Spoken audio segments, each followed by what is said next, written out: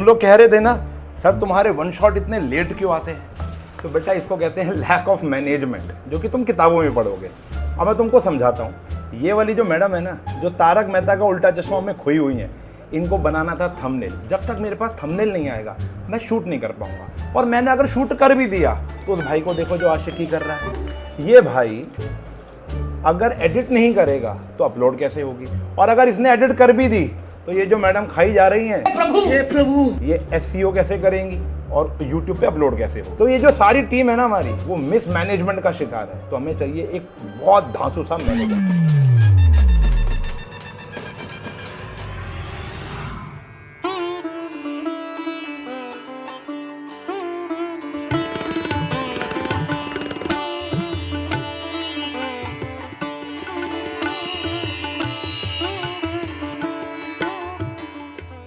ये जो मैनेजमेंट शब्द है ना भाई साहब, ना साइंस वाले बच्चों में ज्यादा देखने को मिलता है, ना ही ह्यूमैनिटीज वाले बच्चों में। ये ना खून में बहता है कॉमर्स वाले बच्चों में।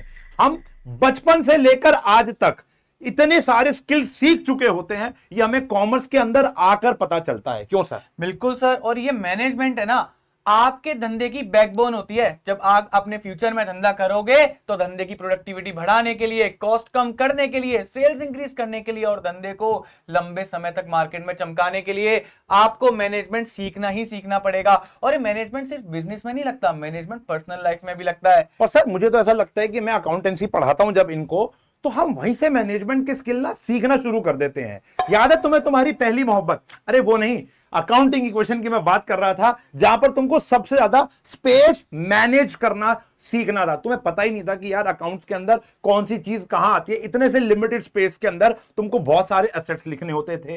फिर तुमने आगे जाकर लेजर वगैरह बनाया तो वहां तुम्हारा काम आसान हो गया। उसके बाद जब तुम एग्जाम देते हो, खास करके क्लास 12th और 11th की अकाउंटेंसी का, वहां टाइम मैनेज करना बड़ा मुश्किल हो जाता है, क्योंकि पेपर बहुत लेंदी आता है। इसी प्रकार धंधे के अंदर भी बहुत सारी चीजें मैनेज करनी होती हैं। क्यों सर? बिल्कुल सर। और इसी वजह से मैं आप लोगों के लिए लेकर आ रहा हूं क्लास 12 बिजनेस स्टडीज का चैप्टर नंबर 1, जो कि हमारा nature and significance of management, जहां आप सीखोगे कि जब आप फ्यूचर में धंधा करोगे ना बच्चों, आपको टीम मैनेज करनी होगी, आपको अपना सेल्स मैनेज करनी होगी, मार्केट में स्टेबल रहना होगा। और इसीलिए ये चैप्टर आप लोगों के लिए बहुत बहुत बहुत ज्यादा इंपॉर्टेंट है। तो फिर देर किस बात की सर? और तुमको जो सबसे ज्यादा दिक्कत देता है ना, कि तुमको वो फ्लो याद नहीं होता, स्टेप्स याद नहीं होते, वो स्टार्टिंग का की एलिमेंट याद नहीं होता। तो मैं कह रहा हूं, मैंने देखे हैं इतने हिलेरियस निमोनिक्स है ना, जो तुमको सर ऐसे चुटकियों में याद करा देंगे। बस तुम्हें एक काम करना है, कॉपी लेकर आओ और बैठ के शांति से लेक्चर को देखो। मजा आने की पूरी गारंटी, कॉन्सेप्ट समझ में आने की पूरी गारंटी। चलो शुरू करते हैं अपना लेक्चर। तो चलिए बच्चों स्टार्ट करते हैं हमारा लेक्चर, और बेटा मजा आ जाएगा। ठीक है, चलिए। पहला चैप्टर है हमारा nature and significance of management. इस चैप्टर के अंदर हम लोग क्या क्या सीखने वाले हैं, मैं पहले से आपको बता देता हूं। सबसे पहले इस चैप्टर में हम लोग सीखेंगे कि भैया मैनेजमेंट क्या होता है। सबसे पहले तो आपको वही जानेंगे, और किन किन कीवर्ड्स के ऊपर मैनेजमेंट टिका हुआ है वो हम लोग समझेंगे। पेपर में क्या आएगा वो तो मैं साथ के साथ आपको बताऊंगा ही। साथ में कैरेक्टरिस्टिक समझेंगे, मैनेजमेंट के इंपॉर्टेंस समझेंगे। सर मैनेजमेंट एक साइंस है, मैनेजमेंट एक आर्ट है, मैनेजमेंट प्रोफेशन है, वो समझेंगे। सर मैनेजमेंट के फंक्शंस क्या है, 5 फंक्शंस होते हैं, वो भी समझेंगे। सर उन 5 फंक्शंस को कौन बांध के रखता है, कोऑर्डिनेशन, वो भी समझेंगे। तो बहुत ही इंटरेस्टिंग चैप्टर होने वाला है, और मैं क्लियरली बोल देता हूं ये चैप्टर आपको पेपर में 4 से 6 नंबर बेटा देकर जाने वाला है। तो चलिए स्टार्ट करते हैं फिर हमारा चैप्टर, और पहला ही टॉपिक है हमारे पास मैनेजमेंट। सबसे पहले हम समझेंगे कि भाई मैनेजमेंट होता क्या है। आप लोगों ने बच्चों देखो, आप लोगों ने अभी ना ट्रेलर देखा ही होगा हम लोगों का, जो हमने इंट्रो बनाया था। उस इंट्रो के अंदर हमने यही दिखाया कि पहले चीजें नहीं हो रही थी, उसके बाद मैनेजर आया और मैनेजर ने करा, दिखाया कि यार अब एक इंटेंजिबल फोर्स गई और चीजें केओस थी। पहले ना गड़बड़ी हो रखी थी, कहते ना घुसड़ पुसड़ हो रखी थी, उसके बाद चीजें फिर ऑर्डरलीनेस यानी कि एक सीक्वेंस में आ गई। तो मैनेजमेंट बेसिकली क्या बता रहा है, मैनेजमेंट ये बता रहा है कि जैसे ही मैनेजर ने उस रूम के अंदर एंटर करा, जैसे ही मैनेजर ने उस रूम के अंदर एंटर करा, वहां जाते ही सारे लोग अपना काम करना स्टार्ट कर गए। सर यही तो मैनेजमेंट है, यही तो मैनेजमेंट है, यही तो आर्ट है कि बाकी सारे लोगों से काम करवाना। तो जो मैनेजर होता है, मैनेजर का काम खुद काम करना नहीं होता, मैनेजर का काम होता है दूसरों से काम करवाना। तो जैसे ही मैं कमरे के अंदर एंटर करा था, वैसे ही सब लोगों ने अपना काम करना स्टार्ट कर दिया, यानी कि मैंने उनको बोला होगा काम करने को, उन लोगों ने करना स्टार्ट करा। यही है भैया मैनेजमेंट। तो मैनेजमेंट है क्या सर? अगर हम याद करेंगे एग्जाम पर्सपेक्टिव से, तो मैनेजमेंट इज अ प्रोसेस। ये एक प्रोसेस है। क्या है बच्चों? एक प्रोसेस है, स्टेप्स है, सीक्वेंस है। जैसे हमने दिखाया कि भैया सबसे पहले जब थंबनेल वाला थंबनेल बना कर देगा, उसके बाद क्या बोलते हैं एडिटर एडिटिंग करेगा, फिर उसके बाद जाकर क्या बोलते हैं यूट्यूब पर अब चीजें अपलोड होंगी, तभी तो हमारा सीक्वेंस काम में रहेगा, तभी तो चीजें चलेंगी। बात आई समझ में? नहीं आई? यानी कि एक के बाद एक के बाद एक चीजें होंगी, प्रोसेस फॉलो होगा।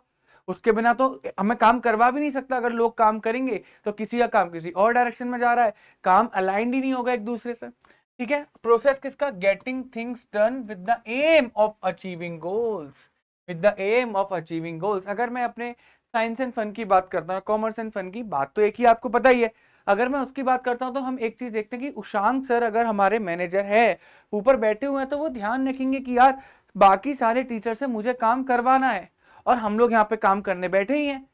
बातें ही समझ में नहीं आई? तो उनका एम ही ये है, क्योंकि उन्हें लेट सपोज कि भैया हमारा अभी का टारगेट क्या है कि हमें अक्टूबर तक अपना सिलेबस कंप्लीट करना है, यूट्यूब पर भी और अपने पेड बैचेस में भी, ताकि हम आगे क्रैश कोर्स लेकर आ सकें, आपको प्रिपरेशन अच्छी करवा सकें, टेस्ट ले सकें, यूट्यूब लाइव ले सकें, बहुत सारी चीजें हम आपके लिए कर सकें।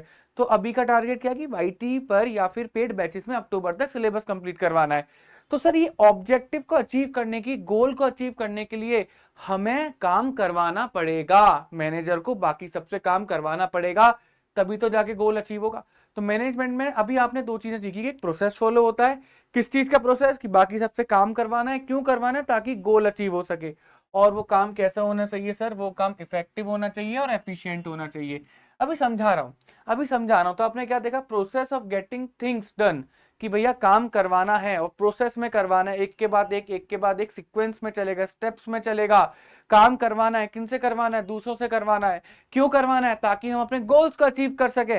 Without goals there is no management. हम क्यों कर रहे हैं? अगर आपको आज के टाइम पर क्लास 12th में 95% लेकर आने हैं, आपका टारगेट है कि आपको 95% लेकर आने हैं, तो वो आपका गोल है। फिर आपको सोचना पड़ेगा कि 95% लाने के लिए आपको कौन कौन से प्रोसेस फॉलो करना है, पहले क्या पढ़ना है, फिर क्या पढ़ना है, पहले क्या करना है। आप करोगे पहले ये, उसके बाद ये, उसके बाद एक प्रोसेस फॉलो करोगे। बातें समझ में? क्यों कर रहे हो आप ये सारी चीजें? बिकॉज आपको अपना गोल्स अचीव करना है। और अगर ऑब्जेक्टिव नहीं है, गोल नहीं है, तो आपको काम करने का कोई फायदा ही नहीं है, मैनेजमेंट होगा ही नहीं। क्लियर है? इफेक्टिवली एंड एफिशिएंटली समझते हैं सर क्या होता है। एक कून्स और ओडोनेल ने एक डेफिनेशन दी थी, आप चाहें तो ये भी याद कर सकते हैं, getting things done by the people through the people. Sir लोगों के द्वारा काम करवाने को ही क्या बोलते हैं? मैनेजमेंट बोलते हैं। तो आप याद कर सकते हैं। एक बात ध्यान रखना, जब भी आप किसी ऑथर की डेफिनेशन लिखकर आ रहे हो, मान के चलो आपने लिखा कून्स एंड ओडोनेल ने ये बोला, तो आपको एज इट इज ये लाइन लिखकर आनी है, इसके अंदर आप चेंजेस नहीं कर सकते। तो मैनेजमेंट के अंदर हमने तीन चीजें देखी, प्रोसेस देखा, इफेक्टिवनेस देखी, एफिशिएंसी देखी। मैं बताता हूं सर प्रोसेस क्या होता है। प्रोसेस सर वो स्टेप्स हो गया। क्या हो गए सर? स्टेप्स हो गए, सीक्वेंस हो गए, स्टेप्स हो गए, सीक्वेंस हो गए, जिसके आप जब उनको फॉलो करोगे तो आप अपने ऑब्जेक्टिव्स को अचीव कर सकते हो, आप अपने गोल्स को अचीव कर सकते हो, आप अपने गोल्स को अचीव कर सकते हो। क्लियर है? इफेक्टिवनेस ध्यान से सुनना सर। देखो कोई भी अगर हम लोगों को काम करना है, कोई भी हम लोगों को काम करना है, तो ध्यान रखना, पहली चीज अगर हम ध्यान रखेंगे कि जो कुछ भी काम करना है वो काम सही होना चाहिए, यानी कि राइट टास्क। क्या होना चाहिए? राइट टास्क और ऑन टाइम। सर हमें अगर अपने सही काम को, मान के चलो अगर मैं वीडियो रिकॉर्ड कर रहा हूं, मेरा आज का टाइम है कि भैया ये वीडियो रिकॉर्ड करके ही मुझे घर जाना है, तो मुझे पता होना चाहिए कि मेरा टास्क क्या है। तो मेरा टास्क है क्लास 12 बिजनेस स्टडीज की वीडियो रिकॉर्ड करनी है। This is a right task, जो कि मुझे आज टाइम से कंप्लीट करके देना है। तो अगर मैंने अपने 6 बजे से पहले पहले अगर ये वीडियो रिकॉर्ड कर दिया, यानी कि आई एम इफेक्टिव। अगर मैं अपने गोल्स को, अगर आपने अपना गोल बनाया है, जैसे हमने अपना गोल बनाया कि हम अक्टूबर तक सिलेबस कंप्लीट करके देंगे, और जो जो भी सिलेबस में पढ़ाना है वो सारा पढ़ाएंगे, तो दिस इज कॉल्ड इफेक्टिवनेस, कि जो हमने वादा करा था हम वो कर रहे हैं, और टाइम से अगर आपको करके दिया, इफेक्टिवनेस। तो सही काम टाइम पे करके देना, सही काम टाइम पे करके देना, इफेक्टिवनेस। क्लियर है? एफिशिएंसी का मतलब क्या हो गया? एफिशिएंसी का मतलब होता है sir minimum cost. Minimum cost. इसमें एक और कीवर्ड आप देखोगे, ऑप्टिमम यूटिलाइजेशन ऑफ रिसोर्सेज, जो आपने क्लास 11th इकोनॉमिक्स में पढ़ा होगा। Optimum utilisation of resources. और एक और इसमें आता है in a right manner, in a right manner, ये भी आपने देखा होगा। यानी कि जब आप सर कोई भी काम करते थे, तो फॉर एग्जांपल अगर मैं आपको बताऊं कि देखो मुझे वीडियो रिकॉर्ड करनी है, मेरा टास्क हो गया, 6 बजे से पहले पहले करनी है, ये भी मेरा टास्क हो गया। जब मैं अगर वीडियो रिकॉर्ड कर रहा हूं, मैं जब अपने ऑब्जेक्टिव की तरफ जा रहा हूं, मैं कोई भी काम कर रहा हूं, कोई भी गोल्स अचीव कर रहा हूं, सर अगर मैं उसमें कम से कम रिसोर्सेज लगा रहा हूं, कम से कम खर्चा कर रहा हूं, that means I am efficient. एक बहुत बड़ी एग्जांपल मैं आपको लेके चलता हूं। मान के चलो मैं किसी कंपनी का प्रोडक्शन मैनेजर हूं, मेरे पास मेरे को बोला गया विपुल तुम्हें 10,000 बल्ब बनाने हैं और 10,000 बल्ब तुम्हें 1 महीने के अंदर प्रोड्यूस करने हैं। तो सर दो चीजें हैं, ठीक है, और पर बल्ब की जो कॉस्ट होनी चाहिए वो होनी चाहिए 10 रुपए। तो सर मेरे को बोला गया कि सर जो कॉस्ट होनी चाहिए पर बल्ब की वो 10 रुपए होनी चाहिए। टाइम कितना है सर? टाइम है मेरे पास 1 मंथ 30 डेज, क्लियर है। और जो मेरे को क्वांटिटी बोली है, वो क्वांटिटी कितनी बोली है? वो क्वांटिटी बोली है मान के चलो 10,000 बल्ब। कितनी क्वांटिटी बोली है? 10,000 बल्ब बोली है। अब यहां पर एक चीज मान के चलो मैं, अरे ऐसे ही क्वेश्चन आते हैं, ये एग्जांपल सुन लेना पेपर में, ऐसा ही कुछ आपको दिखाई देगा इफेक्टिवनेस और एफिशिएंसी से। मैंने आपसे बोला पहला सिनारियो कि सर मैंने ना 10,000 बल्ब तो बना दिए, ठीक है, लेकिन 45 डेज में बने। क्या बने? 45 डेज में बने। और हर बल्ब को बनाने का जो खर्चा आया वो आया 12 रुपीज। कितना खर्चा आया बच्चों? 12 रुपीज आया। तो मेरे को बताओ, क्या कमेंट सेक्शन में लिख कर जाना है? सुन रहे हो? बताओ जल्दी, इफेक्टिव हो या एफिशिएंट हो? इफेक्टिव हो या एफिशिएंट हो? कमेंट सेक्शन में लिखो, तभी मुझे पता चलेगा इफेक्टिव हो या एफिशिएंट हो। सर ना तो हमने टाइम पे कंप्लीट करा और ना ही हमने अपने कॉस्ट के टारगेट में से कंप्लीट करा। ना ही टाइम पूरा, ना तो टाइम पर कंप्लीट करा, ना हमने जितना हमें खर्चा दिया गया था ना उसमें पूरा करा। तो सर ना तो हम यहाँ पे इफेक्टिव है और ना ही यहाँ पर हम लोग एफिशिएंट है। लेकिन अगर मैं बोलूं कि मैंने 10,000 बल्ब 30 डेज के अंदर बना दिए, लेकिन एक बल्ब को बनाने का खर्चा मेरे को 12 रुपए पड़ा। अब इस केस में मैंने टाइम पर तो कर दिया पूरा, लेकिन खर्चा 12 से ज्यादा हो, खर्चा 10 रुपए से ज्यादा हो गया, 12 रुपए 10 से ज्यादा हो गया। लिखो कमेंट सेक्शन में क्या फॉलो हुआ, इफेक्टिवनेस फॉलो हुई या एफिशिएंसी फॉलो हुई? लिखो कमेंट सेक्शन में, टाइम स्टैम्प डालकर लिख कर जाओ बेटा। क्लियर है? लास्ट, अगर मैं कहता हूं कि सर मैंने 10,000 बल्ब बनाए, 45 डेज में बनाए, और एक बल्ब को बनाने के लिए 10 रुपए ही लगे, तो इन डेट केस बोल सकते हो कि सर टाइम पे पूरा काम नहीं हुआ, भाई टाइम से ऊपर काम चला गया, यानी कि इफेक्टिव नहीं है लेकिन एफिशिएंट है। खर्चा उतना ही हुआ है जितना हमने सोचा था। लेकिन अगर आपको मैनेजमेंट काम करना है तो आपको सर सिर्फ और सिर्फ इफेक्टिवनेस या सिर्फ और सिर्फ एफिशिएंसी पे फोकस नहीं करना पड़ेगा। आपको इफेक्टिवनेस पे भी फोकस करना है, आपको एफिशिएंसी पर भी फोकस करना है, समझे? तो हमारा काम 30 दिन के अंदर अंदर पूरा हो जाना चाहिए, साथ में 10 रुपए की कॉस्ट में एक बल्ब बन जाना चाहिए। क्लियर है नहीं क्लियर है? तभी हम इफेक्टिव भी रहेंगे, तभी हम एफिशिएंट भी रहेंगे। बात आई समझ में? तो मैनेजमेंट तीनों चीजों पे काम करेगा सर, प्रोसेस पे काम करेगा, एक के बाद एक के बाद एक सीक्वेंस स्टेप्स को फॉलो करेगा। दूसरी चीज टाइम पर काम पूरा करेगा। तीसरी चीज मिनिमम कॉस्ट में काम पूरा करेगा, क्योंकि जब आप कॉस्ट में काम पूरा करेंगे तभी आप बिजनेस के अंदर प्रॉफिटेबिलिटी मेंटेन कर सकते हो। क्लियर है? नेक्स्ट पढ़ते हैं, ये बहुत इंपॉर्टेंट है क्योंकि एग्जाम में इफेक्टिवनेस और एफिशिएंसी के ऊपर काफी सारे क्वेश्चंस आपको देखने को मिल जाते हैं, चाहे वो 1 नंबर का एमसीक्यू हो, 3 नंबर का क्वेश्चन है, 4 नंबर का क्वेश्चन हो, 6 नंबर का एक्सपेक्ट आप इस चैप्टर से बहुत रेयरली कर सकते हो, बट 1, 3, 4 के आ सकते हैं। 3 नंबर का एक डिफरेंस आता था पहले, अभी भी आता है, एक बार देख लो। मीनिंग क्या है? इफेक्टिवनेस का मीनिंग है किसी टास्क को टाइम पर कंप्लीट करना है, कॉस्ट को चिंता नहीं करनी। इफेक्टिवनेस टाइम की चिंता करता है, कॉस्ट की चिंता नहीं करता। लेकिन एफिशिएंसी सर कॉस्ट की चिंता करता है, optimum cost, sir minimum cost में हमारा काम पूरा हो जाना चाहिए, टाइम चाहे कितना भी लगा लो। तो अगर आप इफेक्टिवनेस को फॉलो कर रहे हो तो आप खर्चे ज्यादा करोगे, खाली एफिशिएंसी को फॉलो कर रहे हो तो आप टाइम बहुत ज्यादा लगाओगे। नहीं सर, हमें टाइम और खर्चा दोनों के बारे में सोचना होगा। इसका ऑब्जेक्टिव है इफेक्टिवनेस का कि भैया खर्चा कितना भी हो जाए, लेकिन जो एंड रिजल्ट है, जो सिलेबस है, वो अक्टूबर तक कंप्लीट हो जाना चाहिए। 10,000 बल्ब 30 दिन के अंदर बन जाने चाहिए। बात ही समझ में? क्लियर है नहीं क्लियर है? कि खाली एंड रिजल्ट पे देखता है कि जो काम दिया था वो काम हो जाना चाहिए और उतने टाइम में हो जाना चाहिए। लेकिन एफिशिएंसी कॉस्ट बेनिफिट एनालिसिस करता है कि सर जितना हमने कॉस्ट का टारगेट रखा था उस टारगेट में ही हमारा काम कंप्लीट होना चाहिए। बात आई समझ में। मेन कंसीडरेशन की बात करें, सर ये क्या बोलता है, डूइंग द राइट टास्क, सही काम करो। अगर मेरे को 10,000 बल्ब बनाने हैं तो मैं 10,000 बल्ब ही बनाऊंगा, ठीक है, 10,000 ट्यूबलाइट नहीं बना कर जाऊंगा। तो अगर आपने 10,000 बल्ब की जगह पर 10,000 ट्यूबलाइट बना दिए ना, तब भी आप इफेक्टिव नहीं हो, ठीक है। 10,000 बल्ब बोला है, 10,000 बल्ब ही बनाने हैं, 30 दिन के अंदर बोला है, 30 दिन के अंदर बनाना है, ये बात बोलता है इफेक्टिव। तो जो काम बोला है वो काम करना है, doing the right task in a right way.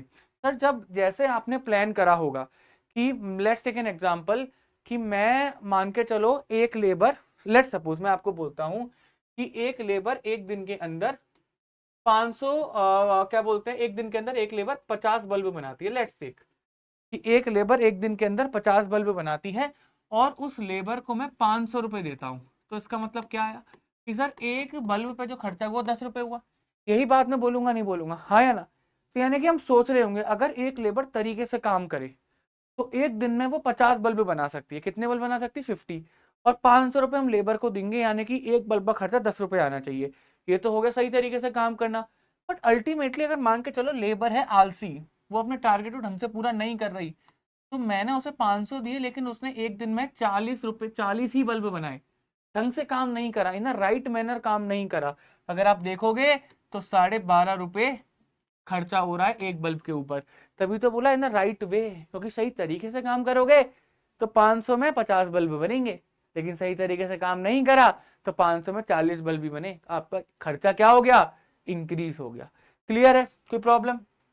चलो नेक्स्ट पढ़ते हैं, इफेक्टिवनेस एंड एफिशिएंसी। यार इक्वली इंपॉर्टेंट, जैसा मैंने बोला बेटा, ये हैं दोनों साथ लेके चलने वाले हैं बेटा, दोनों साथ लेकर आपको चलना पड़ेगा, समझे।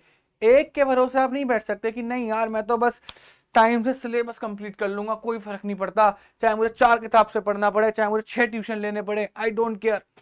अरे भैया खर्चा भी तो देखोगे, ये छोड़ना कि पापा का बैंक बैलेंस खाली करके बैठ जाओगे, समझे। मुझे 10,000 बल्ब बनाने 30 दिन के अंदर, मुझे फर्क नहीं पड़ता, 50 लेबर है, लेबर को 100 कर दो, ऐसा नहीं होगा भाई, बैंक बैलेंस भी तो देखना पड़ेगा। क्लियर है नहीं क्लियर है। और दूसरी तरफ आप बोल रहे हो 10,000 बल्ब मुझे 30 दिन के अंदर बनाने हैं, 10 रुपए खर्च हुआ, अबे नहीं यार तू एक काम करना, लेबर 50 लेबर है, कम कर दे कम कर दे, उनसे बोले ऐसे ऐसे जल्दी जल्दी जुगाड़ से काम कर दे। तो आपने क्या देखा, लेबर जुगाड़ से काम कर देगी तो आपने अपना खर्चा बचा लिया। आपने जो लेबर 30 दिन के अंदर 10,000 बल्ब बनाती उस लेबर ने 20 दिन के अंदर बनाकर दे दिए, तो आप एफिशिएंट तो बहुत हो गए। क्या आपने काम राइट टास्क करा? क्या वो बल्ब जिस स्टैंडर्ड के बनने चाहिए तो स्टैंडर्ड के बने? नहीं बने। गेटिंग माई पॉइंट और नॉट? नहीं बने। तो ध्यान रखना सर, एफिशिएंसी और इफेक्टिवनेस दोनों को फॉलो करके चलना है, टाइम से भी काम कंप्लीट हो और सही तरीके से उसी कॉस्ट में कंप्लीट हो, उसी बजट में कंप्लीट हो जो हमने डिसाइड करा था, ठीक है। दोनों चीजों पर आपको ध्यान देना है। It is important that effective and efficiency exist together, दोनों साथ रहनी चाहिए। अगर हम इफेक्टिव और एफिशिएंसी को साथ में लेकर आए तो हमें हायर प्रॉफिट एंड प्रॉस्पेरिटी, यानी कि हमें तरक्की भी होगी, हमारा बिजनेस ग्रो भी करेगा और हमारा बिजनेस प्रॉफिट भी कमाएगा। A failure of an organization is due to inefficiency और ineffectiveness। सर या तो दोनों चीजें नहीं होंगी या दोनों में से कोई एक चीज नहीं होगी, या तो इफेक्टिवनेस नहीं होगा या दोनों चीजें नहीं होंगी या एफिशिएंसी नहीं होगी। इस केस में बिजनेस आपका लॉन्ग टर्म में मार्केट में सर्वाइव कर ही नहीं सकता और आपको फेलियर देखने को मिलेगा। बेटा कोई भी फेलियर बिजनेस हो ना, अभी हाल फिलहाल में कुछ बहुत बड़े बड़े बिजनेस, बहुत बड़े बड़े जो एक टाइम पे हजारों करोड़ों की वैल्यूएशन पर थे, उनकी वैल्यूएशन ठप हो गई है, वो बिजनेस $0 के बचे हैं। उन बिजनेस का जब आप जाकर देखोगे ना तो आपको वहां पर एक चीज पता लगेगी कि इस बिजनेस ने वो नहीं करा जो इसे करना चाहिए था, इफेक्टिवनेस। इस बिजनेस ने अपने कॉस्ट बेनिफिट एनालिसिस को तो देखा ही नहीं। इस बिजनेस ने सर दुनिया के सबसे बड़े फुटबॉलर को अपना ब्रांड एम्बेसडर बना दिया। इस बिजनेस ने क्या बोलते हैं दुनिया के सबसे बड़े, मतलब हिंदुस्तान के सबसे बड़े एक्टर को अपना क्या बोलते हैं ब्रांड एम्बेसडर बना दिया, करोड़ों अरबों रुपया खर्चा करा, करोड़ों अरबों रुपया। लेकिन जब पीछे मुड़ के देखा तो इतनी सेल्स हो रही थी नहीं हो रही थी। तो उन्होंने अपनी एफिशिएंसी पर भी ध्यान नहीं दिया, खर्चा भी उन्होंने अनाप शनाप करा, ना तो वो एफिशिएंट थे और साथ में उन्होंने टारगेट भी पूरे नहीं करे, प्रोडक्ट अच्छा नहीं दिया, ना तो इफेक्टिव थे। देखो क्या हालत हो गई। आप कोई भी बिजनेस उठा लो, जो बिजनेस बंद हो गया, एफिशिएंसी और इफेक्टिवनेस में ही आपको कमी दिखाई देगी। चलते हैं characteristics and significance of management, again it is one of the most important topic of this chapter। कितने कैरेक्टरिस्टिक है? 7 कैरेक्टरिस्टिक है सर। ये थर्ड वाले का पार्ट है, क्लियर है? तो क्या है? Management is a goal oriented process. पढ़ेंगे क्या होता है? परवेसिव पढ़ेंगे क्या होता है? मल्टी डायमेंशनल पढ़ेंगे। मल्टी डायमेंशनल में 3 चीजें आती हैं, पहली, दूसरी, तीसरी। उसके बाद continuous process, group activity, dynamic function और इंटेंजिबल फोर्स। अब इसको याद करेंगे कैसे? पहले हम याद करते हैं फिर इसको समझेंगे। अभी ना वो मीम बड़ा वायरल हुआ था, पीछे देखा था ना, इडली, डोसा, सांबर, चटनी चटनी। अब वो मेरे दिमाग में ना बड़े ऐसे चल रहा था। आपको पता है कोई हुक एकदम दिमाग में किसी गाने का आ जाता है ना, वही चलता रहता है। मैं ना पीपीटी बना रहा हूँ, वही चल रहा है, इडली, डोसा, सांबर, चटनी चटनी। मैंने कहा यार इसमें ना निमोनिक बनाते हैं, और मैंने इसी चैप्टर का देखो आपके लिए निमोनिक बना के लिया। थोड़ा सा है बेटा, गोलू पाजी मेड गरम इडली, डोसा, सांबर, चटनी चटनी। ध्यान रखना बेटा, सांबर हटा दो, चटनी को एक बार रखना है और आपका न्यूमोनिक बनके तैयार। दोबारा मेरे साथ में बोलो, गोलू पाजी मेड गरम इडली, डोसा, सांबर, सांबर हमें याद नहीं करना, चटनी। क्लियर है? इससे आपका न्यूमोनिक एकदम रेडी हो गया, याद हो जाएगा। गोलू का जी उठाओ तो जी से होता है गोल ओरिएंटेड। पाजी का पी उठाओ, पी से होता है परवेसिव। मेड का एम उठाओ, एम से होता है मल्टी डायमेंशनल। जिसके अंदर वॉप आता है, डब्ल्यू से हो गया आपका वर्क, ओ से हो गया ऑपरेशन, पी से हो गया प्यूपिल। जी का, गरम का जी उठाओ तो हो गया ग्रुप एक्टिविटी। इडली का आई उठाओगे तो इंटेंजिबल फोर्स हो गया। डोसा का डी उठाओगे तो डायनामिक हो गया। और कॉन्टिन्यूस का सी, सॉरी चटनी का सी उठाओगे तो आपका कॉन्टिन्यूस प्रोसेस हो गया। बेटा याद हो गया नहीं हो गया? बोलो मेरे साथ, गोलू पाजी मेड गरम इडली, डोसा, चटनी। गोलू पाजी के जी से गोल ओरिएंटेड, पाजी के पी से परवेसिव, मेड के एम से मल्टी डायमेंशनल, वॉप के डब्ल्यू से हो गया वर्क, ओ से ऑपरेशन, पी से प्यूपिल। क्लियर है?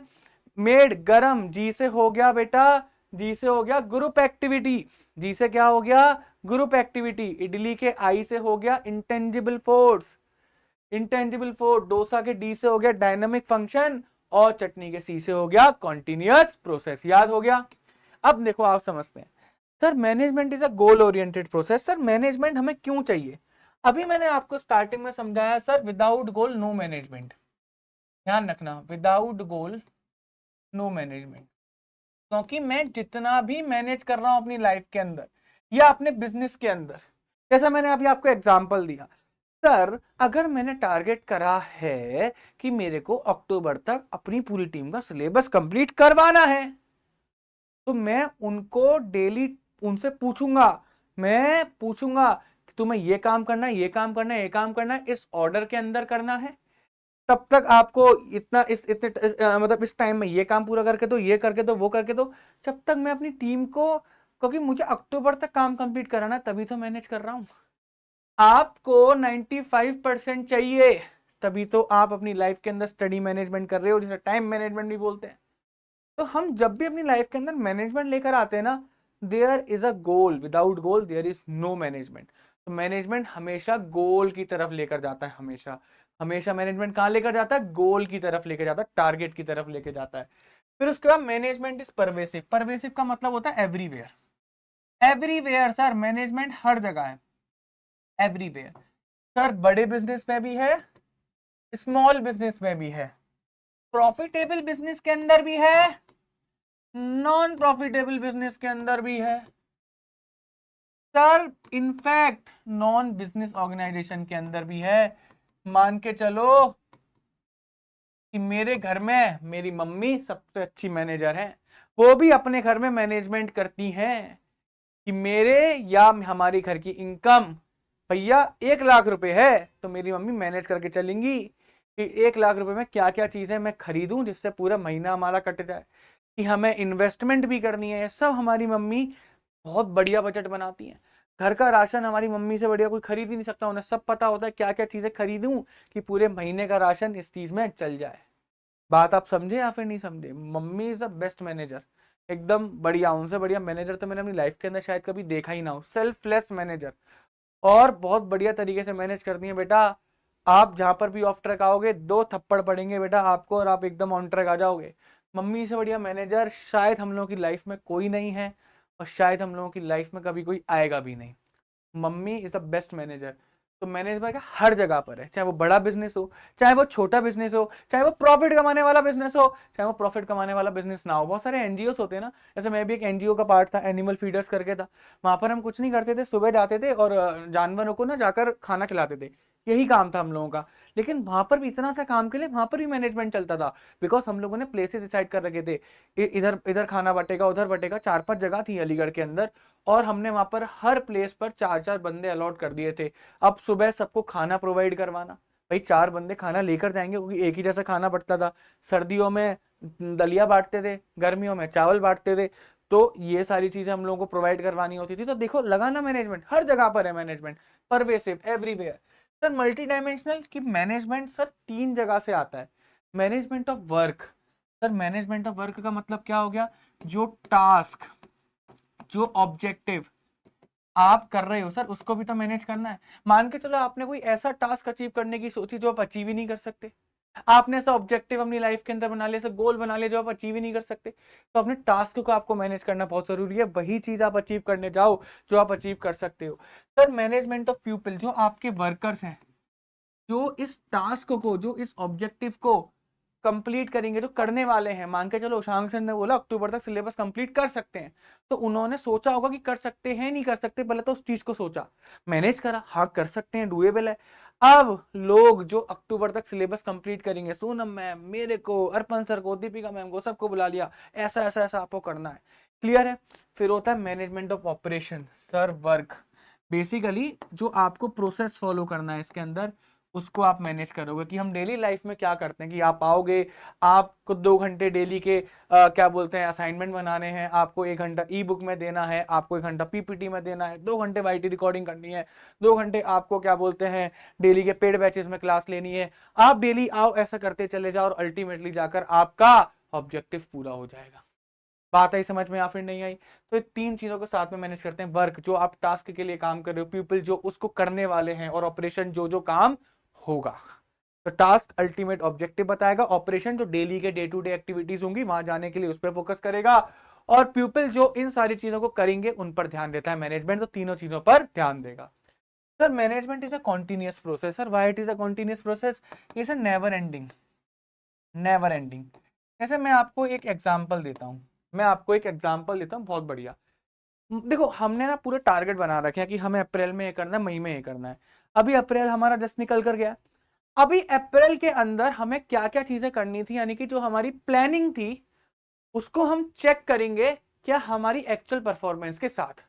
कि लेट सपोज कि अप्रैल के अंदर अगर मुझे 50 घंटे पढ़ाना है और मैंने 50 घंटे पढ़ा लिया, इट्स गुड, इट्स गुड, कोई प्रॉब्लम नहीं है। तो हम प्लान करना स्टार्ट कर देंगे मई के लिए।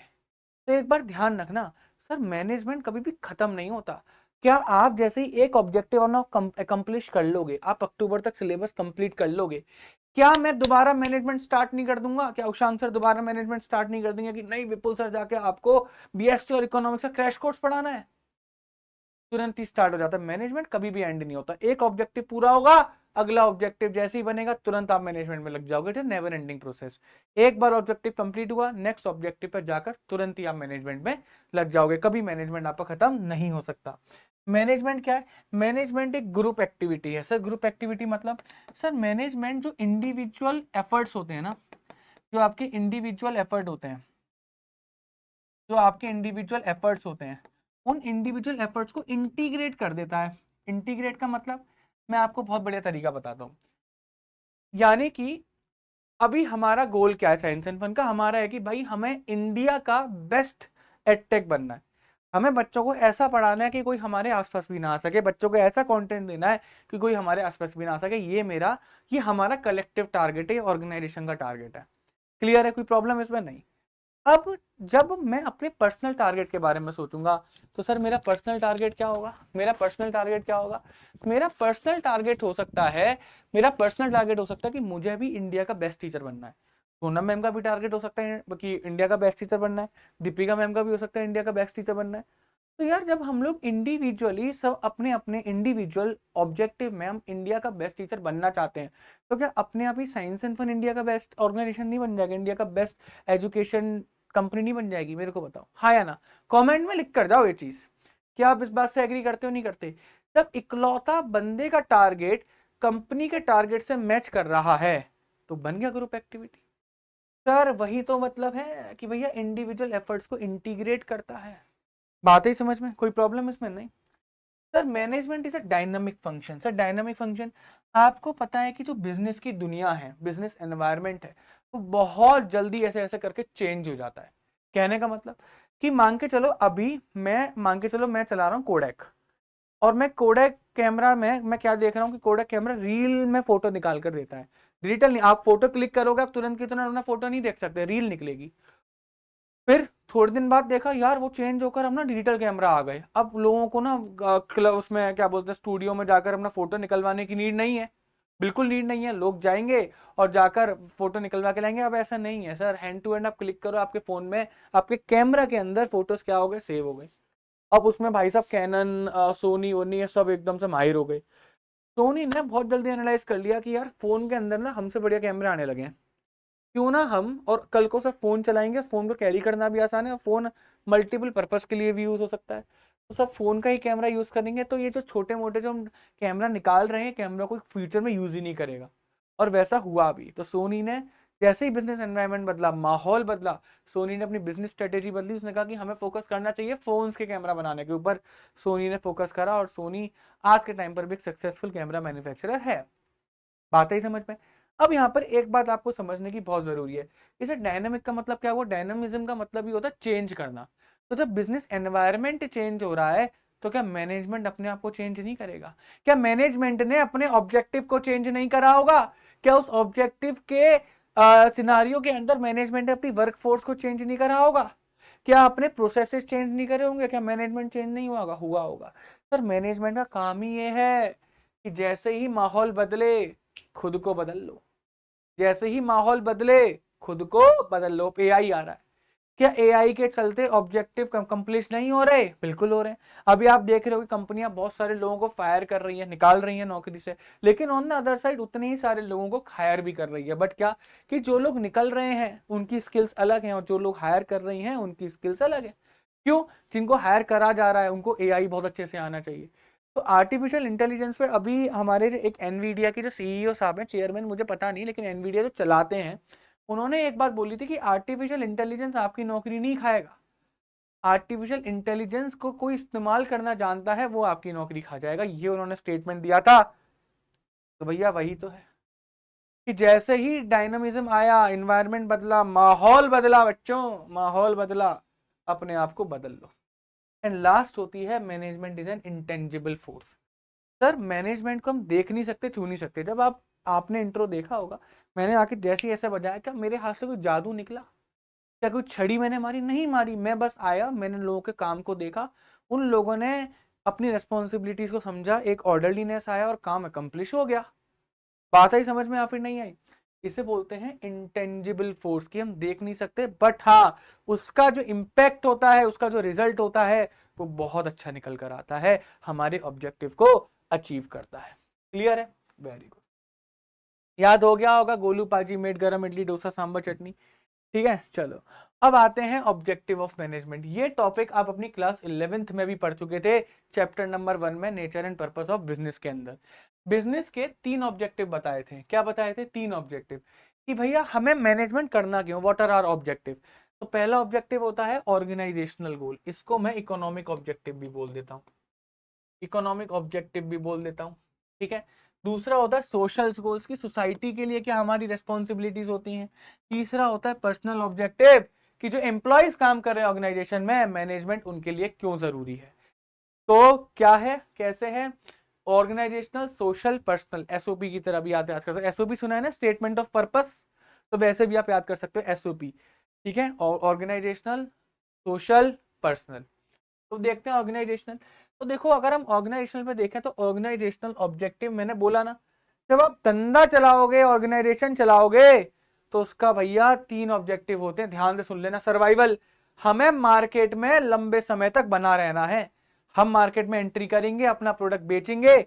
ऐसा ना हो बच्चों, ऐसा ना हो कि भैया मार्केट में एंटर करते ही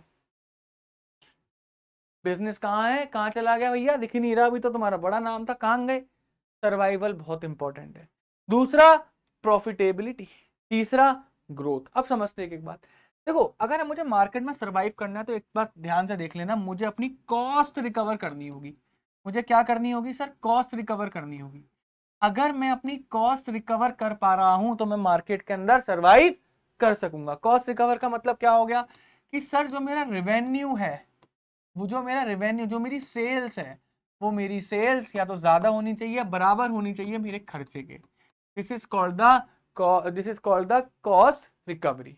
अगर आप अपना खर्चा रिकवर कर पा रहे हो कि आपके बिजनेस का खर्चा महीने का 10 लाख रुपए है और आप 10 लाख या उससे ज्यादा की सेल कर पा रहे हो, दैट मीन्स आपका धंधा बंद नहीं होगा। आपका धंधा सेल्फ केपेबल हो चुका है कि आपके वो अपने ही खर्चे उठा सकता है। ठीक है, आपको और पैसा बिजनेस के अंदर इन्वेस्ट नहीं करना on a daily basis. Clear है? तो सर्वाइवल। दूसरा क्या है? प्रॉफिट। और जब आप प्रॉफिट कमा रहे हो, प्रॉफिट का मतलब होता है ना कि जब कौन होता है, जब आपका रेवेन्यू, आपकी सेल्स आपके खर्चे से ज्यादा हो जाती है, वो केस में क्या होता है? आपका प्रॉफिट होता है। और जब आप प्रॉफिट कर रहे हो तो आपके बिजनेस में, आपको पता होगा ना, आपने क्लास 11th अकाउंटेंसी में लास्ट चैप्टर पढ़ा था, फाइनल अकाउंट, उसमें सीखा था नहीं सीखा था कि नेट प्रॉफिट को आप कैपिटल में जाकर ऐड कर देते हो। तो बिजनेस के अंदर आपका कैपिटल क्या करता है? इंक्रीज करता है। तो जब प्रॉफिटेबल हो तो आपका बिजनेस के अंदर आपका कैपिटल इंक्रीज होगा, और जब कैपिटल इंक्रीज होगा तो आपकी क्या होगी? ग्रोथ होगी।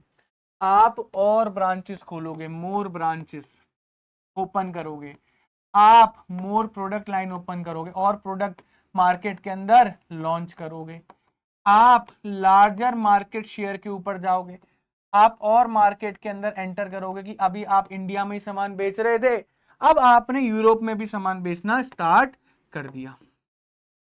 Larger market share. क्लियर है? तो आप अपनी ग्रोथ के ऊपर अब जाओगे। क्लियर है? कोई प्रॉब्लम? वहीं पर अगर मैं सोशल ऑब्जेक्टिव की बात करूं तो सोशल ऑब्जेक्टिव कुछ होते हैं भैया। सोसाइटी के लिए क्या चाहिए? अगर मैं अपना धंधा कर रहा हूं तो मैं समाज के अंदर बैठ के कर रहा हूं, तो समाज को मेरे धंधे से क्या होना चाहिए? पहली बात तो सर, मैं पोल्यूशन क्रिएट करता हूं, समाज को उस पोल्यूशन से बड़ी दिक्कत है। अगर मैं पोल्यूशन को रोक दूं, अगर मैं इको फ्रेंडली टेक्निक का इस्तेमाल करूं, तो समाज बड़ा खुश हो जाएगा। क्या हो जाएगा सर? समाज बड़ा खुश हो जाएगा। तो अगर मैं environmentally friendly method of production करूंगा जिससे पोल्यूशन कम हो जाएगा, समाज एकदम खुश हो जाएगा, तालियां बजाएगा।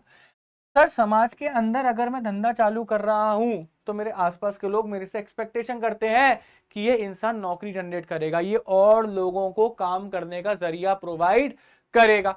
एक बहुत बढ़िया इसका एग्जांपल देता हूं कि अभी ना अलीगढ़ के अंदर एक यूनिवर्सिटी खुली है, ठीक है, एक क्या बोलते हैं, स्टेट यूनिवर्सिटी खुली है। अब वो यूनिवर्सिटी में जैसे जैसे पूरे क्या बोलते हैं, भारत देश के बच्चे पढ़ने आने स्टार्ट होंगे, यूपी के अलग अलग इलाके से बच्चे पढ़ने आना वहां पर चालू होंगे, तो वहां पर आसपास पीजी बनेंगे। क्या बनेंगे? पीजी, पेइंग गेस्ट, रेंट पे कमरे उठेंगे। तो सर, लोगों को एम्प्लॉयमेंट मिलेगा। अगर मेरे अलीगढ़ के अंदर टाटा जी अपनी आकर फैक्ट्री लगा दे तो क्या होगा? मैं एक्सपेक्टेशन करूंगा यार, मतलब मेरे ऐसे लोग एक्सपेक्टेशन करेंगे कि यार काश यार नौकरी मिल जाए, कि कैसे भी करके हम फैक्ट्री से कुछ ना कुछ कमा लें, कि चलो कोई बात नहीं, लेबर इतनी सारी रहती है, इनको अगर हम खाना सप्लाई करना चालू कर देंगे तो मेरा धंधा बन जाएगा। तो आपने क्या देखा सर? एम्प्लॉयमेंट अपॉर्चुनिटी प्रोवाइड, बहुत मतलब एक्सपेक्ट करते हैं कि धंधा खुला, एम्प्लॉयमेंट अपॉर्चुनिटीज मिले। Contribution toward desirable civic activities. Civic activities मतलब आप सोशल वेलफेयर कर रहे हो कुछ ना कुछ, ठीक है, आप लाइटिंग लगवा रहे हो, आप आसपास के लोगों को आप साफ सफाई करवा रहे हो, जो गरीब लोग हैं उनको कुछ दान कर रहे हो, सिविक एक्टिविटीज नॉर्मली। ठीक है, जनरेशन ऑफ इकोनॉमिक वेल्थ, यानी कि भाई डेफिनेटली अगर आप फैक्ट्री चला रहे हो तो आप जीडीपी इंक्रीज करोगे देश का, ठीक है, प्रोडक्शन करोगे तो देश को आप ग्रो करोगे, इकोनॉमिक वेल्थ। और जब लोग आपके यहाँ काम करेंगे तो लोग भी क्या करेंगे? पैसा कमाएंगे। अभी जिन लोगों पे अभी तक काम नहीं था उन लोगों पे परमानेंट काम होगा, पैसा कमाएंगे, घर बार पालेंगे, बच्चों को पालेंगे, है ना, घर बनाएंगे, कितनी अच्छी चीज होगी। Participating actively in the social service project of the government and NGO. और जो सोशल, जैसे टाटा जी क्या करते हैं, अपनी बहुत बार न्यूज़ सुनी होगी कि टाटा जी जाते हैं अलग अलग गांव में, जाते हैं वहाँ ट्रेनिंग प्रोग्राम देते हैं, वहाँ पर की सिलाई मशीन बांट दी ताकि महिलाओं के पास रोजगार आए, अपनी फैक्ट्री कुछ काम गाँव में करने को दे दिया। तो हमें देख के कितना अच्छा लगता है कि हाँ यार, अगर ये फैक्ट्री हमारे हमारे समाज में चल रही है तो समाज के लिए कुछ बढ़िया कर रहा है। तो सोशल सर्विस प्रोजेक्ट्स भी बहुत इंपॉर्टेंट है। और एक चीज जो सोसाइटी आपसे हमेशा चाहेगी कि आप टॉप नॉच क्वालिटी का प्रोडक्ट रीजनेबल प्राइसेस पर दो। सोसाइटी क्यों, पता क्यों हम लोग जाकर मतलब टाटा कंपनी पे इतना भरोसा करते हैं? हम क्यों टाटा की गाड़ी पे भरोसा कर रहे हैं? क्यों गाड़ियां बिक रही हैं? सिंपल सा रीजन है, गाड़ियों की क्वालिटी बाकी गाड़ियों से अच्छी है, बेटर है, बिल्ड क्वालिटी आपने देखा होगा। प्राइसेस क्या है? बाकी गाड़ियों के बराबर है। तो आपको यहाँ क्या देखने को मिला? आपको एक चीज देखने को मिली कि सर बढ़िया क्वालिटी का प्रोडक्ट रीजनेबल प्राइसेस पे मिल रहा है। अगर आपको भी धंधा चालू करना, समाज को खुश करना, बढ़िया क्वालिटी का प्रोडक्ट रीजनेबल प्राइस पर देना स्टार्ट कर दो, धंधा अपने आप चल पड़ेगा। Sir supply of the quality product at the reasonable prices. Clear? Next है पर्सनल ऑब्जेक्टिव या ह्यूमन ऑब्जेक्टिव या इंडिविजुअल ऑब्जेक्टिव। ये बेसिकली किनके लिए होता है कि भैया ऑर्गेनाइजेशन में लोग काम करते हैं, ठीक है, लोगों के द्वारा बनाई गई होती है ऑर्गेनाइजेशन, ठीक है। जितना ऑर्गेनाइजेशन में वो जरूरी है उतना ही लोग बाग ऑर्गेनाइजेशन में जरूरी होते हैं। क्लियर है? तो who have personality, background and experiences, they all become part of the organisation to satisfy their diverse need. और वो सारे लोग अलग अलग बैकग्राउंड से आते हैं, उनकी अलग अलग नीड होती है। तो वो ऑर्गेनाइजेशन से एक्सपेक्ट करते हैं, अगर मैं किसी कंपनी के लिए काम कर रहा हूँ तो मैं भी उससे एक्सपेक्ट करूंगा कि मेरे ऑब्जेक्टिव फुलफिल हो सके, मेरी कुछ जरूरतें हैं वो फुलफिल हो सके। बात ही समझ में या फिर नहीं आई? तो क्या क्या ऑब्जेक्टिव होते हैं? पहली बात, मैं जिसके लिए भी काम करूंगा भैया मेरे को चाहिए कॉम्पिटिटिव सैलरी, कि जो भी काम मैं आपके लिए कर रहा हूँ, भाई आप जाके आसपास देखो मार्केट में इस काम के लिए बाकी लोगों को कितने पैसे मिल रहे हैं। लेट्स से कि बाकी लोगों को 1 लाख रुपए मिल रहा है, तो मैं भी कम से कम 1 लाख रुपए ही एक्सपेक्ट करूंगा। ऐसा नहीं है कि मैं 30-35 हजार रुपए में काम कर लूंगा, नहीं, मैं भी 1 लाख रुपए एक्सपेक्ट करूंगा। क्लियर? नेक्स्ट है promotion, training, personal growth and development of the employee to fulfil esteem and other higher level needs of the employee. भैया कि मेरे को प्रमोशन दो, मैं जिस लेवल पर काम कर रहा हूँ मुझे एक ऊपर लेवल पर भेजो। मेरे को अभी मैंने बोला ना कि भैया माहौल बदल रहा है, बिजनेस एनवायरनमेंट बदल रहा है, तो मेरे को नए माहौल में एआई आ गया, एआई की ट्रेनिंग दो ताकि मैं अपने आप को आउटडेटेड फील ना करूं, मैं अपने आप को पिछड़ा हुआ फील ना करूं, है ना। कंपनी की रेस्पॉन्सिबिलिटी बनती है ट्रेनिंग देने की। सर पर्सनल ग्रोथ करो, मेरी पर्सनल ग्रो, मेरी सैलरी इंक्रीज करो, है ना, मेरे को क्या बोलते हैं नए नए काम सिखाओ, मेरे को जितना ज्यादा काम सीखने आएंगे मैं उतना ज्यादा सक्षम बनूंगा। पर्सनल ग्रोथ दो, ठीक है, डेवलपमेंट करो मेरा, तो वो सारी चीजें ताकि मेरी एस्टीम यानी कि जो जो इज्जत है मेरे लिए, सेल्फ रेस्पेक्ट, वो मेरे लिए क्या हो सके, वो मेंटेन रह सके। पीयर रिकॉग्निशन, अगर मैं कुछ अच्छा काम कर रहा हूँ तो बताओ सबको कि विपुल सर ने आज इतना बढ़िया काम करा, ऐसा लेक्चर रिकॉर्ड करा कि यूट्यूब पे हंगामा मच गया। सेल्फ रेस्पेक्ट, सर मेरी सेल्फ रेस्पेक्ट हर्ट मत करो, मेरा आत्मसम्मान हर्ट मत करो। सर बहुत इंपॉर्टेंट है, किसी इंसान की आप जब रेस्पेक्ट नहीं, उसकी सेल्फ रेस्पेक्ट आप हर्ट कर देते हो ना, मतलब हर किसी की होती है सेल्फ रेस्पेक्ट, सुना होगा वर्ड, जब वो आप हर्ट कर देते हो तब प्रॉब्लम होती है। क्लियर है? तो वो चीज मत करो। Good and healthy work condition, sir जहां पर भी आपके लोग काम कर रहे हैं अच्छा वर्क कंडीशन होना चाहिए, साफ सुथरा होना चाहिए, काम करने का मन करे, एम्बियंस अच्छा होना चाहिए, है ना, वॉशरूम साफ होने चाहिए, है ना, वो बहुत प्रॉब्लमेटिक होता है, ठीक है, ये चीज बहुत इंपॉर्टेंट है। नेक्स्ट टॉपिक आता है importance of management. Why management is important? Why, क्यों है मैनेजमेंट इंपॉर्टेंट? ध्यान से देखो, management helps in achieving group गोल। तो मैंने आपको बोला अगेन, ध्यान रखो, इंटीग्रेट करता है क्या? इंटीग्रेट करता है क्या? Individual efforts. कि भाई मैनेजमेंट, ध्यान से सुनना, मैनेजमेंट एक इंसान के एफर्ट को फुलफिल नहीं करता, मैनेजमेंट हर इंसान के एफर्ट को इंटीग्रेट करता है, एक ग्रुप बनाता है और उस ग्रुप के गोल को अचीव करता है। तो ऑर्गेनाइजेशन इज अ ग्रुप, तो ऑर्गेनाइजेशन के गोल को अचीव करता है मैनेजमेंट। तो सिंगल इंडिविजुअल्स जो होते हैं उनको, उनके एफर्ट्स को इकट्ठा करेगा, इंटीग्रेट करेगा, देन आगे लेके जाएगा। फॉर एग्जांपल अगर मेरा गोल है बेस्ट टीचर बनना है, सबका गोल है बेस्ट टीचर बनना है, तो जब सबका गोल बेस्ट टीचर बनना है, क्योंकि सब साथ मिलकर काम करें तो एक अलाइंड मैनर में काम होगा और आप अपने ऑर्गेनाइजेशनल ऑब्जेक्टिव को अचीव कर पाओगे। ठीक है, मैनेजमेंट क्या करता है? एफिशिएंसी इंक्रीज करता है। तो मैनेजमेंट आपकी कॉस्ट को मिनिमम करने में हेल्प करेगा, कॉस्ट को मिनिमम आपकी करने में मैनेजमेंट हेल्प करेगा। यानी कि मैनेजमेंट आपकी, क्योंकि मैनेजमेंट के अंदर प्लानिंग भी आता है, प्लानिंग आपके प्रोसेस पहले से ही डिफाइन करके चलता है, प्लानिंग पहले से ही प्री डिसाइड करके चलेगा कि इस काम को करने का सबसे बेहतर तरीका क्या होगा। द बेस्ट मैनर क्या होगा, अगर आपने उस काम को उसी तरीके से कर लिया तो आप अपनी कॉस्ट को मिनिमम कर सकोगे, तो मैनेजमेंट एफिशिएंसी भी इंक्रीज करेगा। Management creates a dynamic organisation, तो मैंने बोला, क्योंकि देखो मैंने बोला मैनेजमेंट इज डायनामिक। क्यों डायनामिक? क्योंकि मैनेजमेंट बाहर के बदलते हुए वातावरण के अनुसार खुद को बदल लेता है। तो जब सर किसी ऑर्गेनाइजेशन का मैनेजमेंट बदल जाएगा तो क्या वो ऑर्गेनाइजेशन नहीं बदल जाएगी? लॉजिकली सोच के देखो, क्या वो ऑर्गेनाइजेशन नहीं बदल जाएगी? लॉजिकली आप सोच के देखो, क्लियर है या नहीं है? तो भैया डायनामिक ऑर्गेनाइजेशन नहीं बनाता, यानी कि अगर जब कोई ऑर्गेनाइजेशन अपनी मैनेजमेंट के थ्रू जाना चाहता है और मैनेजमेंट में कैपेबिलिटी है कि मैनेजमेंट चेंजेस के अकॉर्डिंग खुद को बदल सकता है, तो क्या ऑर्गेनाइजेशन खुद को नहीं बदल सकती? तो ऑर्गेनाइजेशन भी खुद पे खुद बदल जाएगी। जैसे मैंने एग्जांपल दिया था कि भैया सोनी का जो मैनेजमेंट है, जैसे ही उसने देखा कि फोन के अंदर अब कैमरा आने वाले हैं, तो हमें फोकस फोन के कैमरा बनाने पर करना चाहिए, और जो कैमरास जो नॉर्मली जो क्लिक करने वाले थे डीएसएलआर वगैरह, उन पर प्रोफेशनल कैमरा हमें बनाने चाहिए, वही बिकेंगे फ्यूचर में। तो जो कैमरा फोन का कैमरा काम नहीं कर सकेगा, वो सारे कैमरा हमें बनाने चाहिए, साथ में फोन के कैमरा को बेस्ट क्वालिटी रखना चाहिए। आपने देखा होगा सर, एप्पल के अंदर जो कैमरास यूज होते हैं वो सोनी के ही कैमरा यूज होते हैं। तो अब आई बात समझ में, मैं आपको कहाँ लेके जाना चाह रहा हूँ। तो सर जैसे ही अब बदला, तो अब बताओ सोनी सोनी का एनवायरमेंट ऑर्गेनाइजेशन चेंज नहीं हो गया? जैसे ही वातावरण बदला तो क्या सोनी खुद नहीं बदला? तो सोनी का मैनेजमेंट बदला उधर, और सोनी इधर खुद ब खुद बदल गया। क्लियर है या नहीं है? क्या बात समझ में आई या फिर नहीं आई? Sir management helps in achieving personal objective. Sir management personal objective जो हम पीछे पढ़कर आ रहे हैं कि भैया अच्छा वर्किंग कंडीशन प्रोवाइड करवाना, कॉम्पिटिटिव सैलरी प्रोवाइड करवाना, ट्रेनिंग प्रोवाइड करवाना, मैनेजर सारी की सारी इन चीजों पर काम भी करता है। क्लियर है? Management helps in development of the society. तो सोसाइटी के जो ऑब्जेक्टिव होते हैं कि भैया एम्प्लॉयमेंट अपॉर्चुनिटी देना, sir better quality goods at reasonable prices में प्रोवाइड करवाना, इको फ्रेंडली प्रोडक्शन मेथड्स को यूज करके प्रोडक्शन करना ताकि इन्वायरमेंट के अंदर पोल्यूशन ना हो, इन सारी चीजों पर मैनेजमेंट ही तो ध्यान दे रहा है। अगर हम पहले से ही सारी चीजें प्लान करके चलेंगे तो हमारी सोसाइटी भी खुश रहेगी। क्लियर है नहीं क्लियर है? चलो अब इसको याद कैसे करा जाएगा? बच्चों बचपन में ना मेरा एक one of the favourite cartoon show हुआ करता था। It was not cartoon, it was a normal जो बच्चे देख सकते हैं। जब बच्चे थे, आपने कभी सुना एसपीडी, पावर रेंजर्स एसपीडी? सुना कभी? सुना कभी बच्चों पावर रेंजर्स एसपीडी? उसका पहले बच्चों शाउट आउट दे दो, पावर रेंजर्स एसपीडी को शाउट आउट दे दो, लिख दो बेटा shout out to Power Ranger SPD, लिख दो एसपीडी ओजी, एसपीडी ओपी, एक बार कमेंट में लिख दो बेटा हैशटैग एसपीडी ओपी। मेरा बड़ा फेवरेट हुआ करता था, और इसमें मैं ना आपको एक मूवमेंट बताता हूँ। बहुत घर वाले डांट पड़ती थी, देखने का तो पूरे दिन टीवी देखता रहता, पढ़ता लिखता नहीं है, सब चीजें। मैं आपको एक मूवमेंट बताता हूँ। इसमें ना एक बार इसका जो इनके जो हेड होते हैं, जिनका डॉग फेस होता है थोड़ा ना वैसा, वो एक बार ना पावर रेंजर बनकर आता है, ओमेगा रेंजर। भाई मैं और मेरा भाई ना ऐसे कुर्सी पर चढ़ के डांस कर रहे थे। हमने कहा ये क्या हो गया, what the hell is this, ये क्या हो गया बच्चों। हम ऐसे पागल हो गए थे बचपन में, और मेरे ख्याल से आप भी उस मूवमेंट पर पागल हुए हो डेफिनेटली, अगर आपने देखा हो। और जिस बच्चे ने नहीं देखा हो ना बेटा, तुमने बचपना जिया ही नहीं है, तुम्हारा बचपना मोबाइल की दुनिया में ही चला गया है। तो बहुत बढ़िया शो था ये। तो उसमें जब वो पावर रेंजर्स बनते थे ना, तो वो एसपीडी इमरजेंसी ऐसे कुछ करके बोलते थे।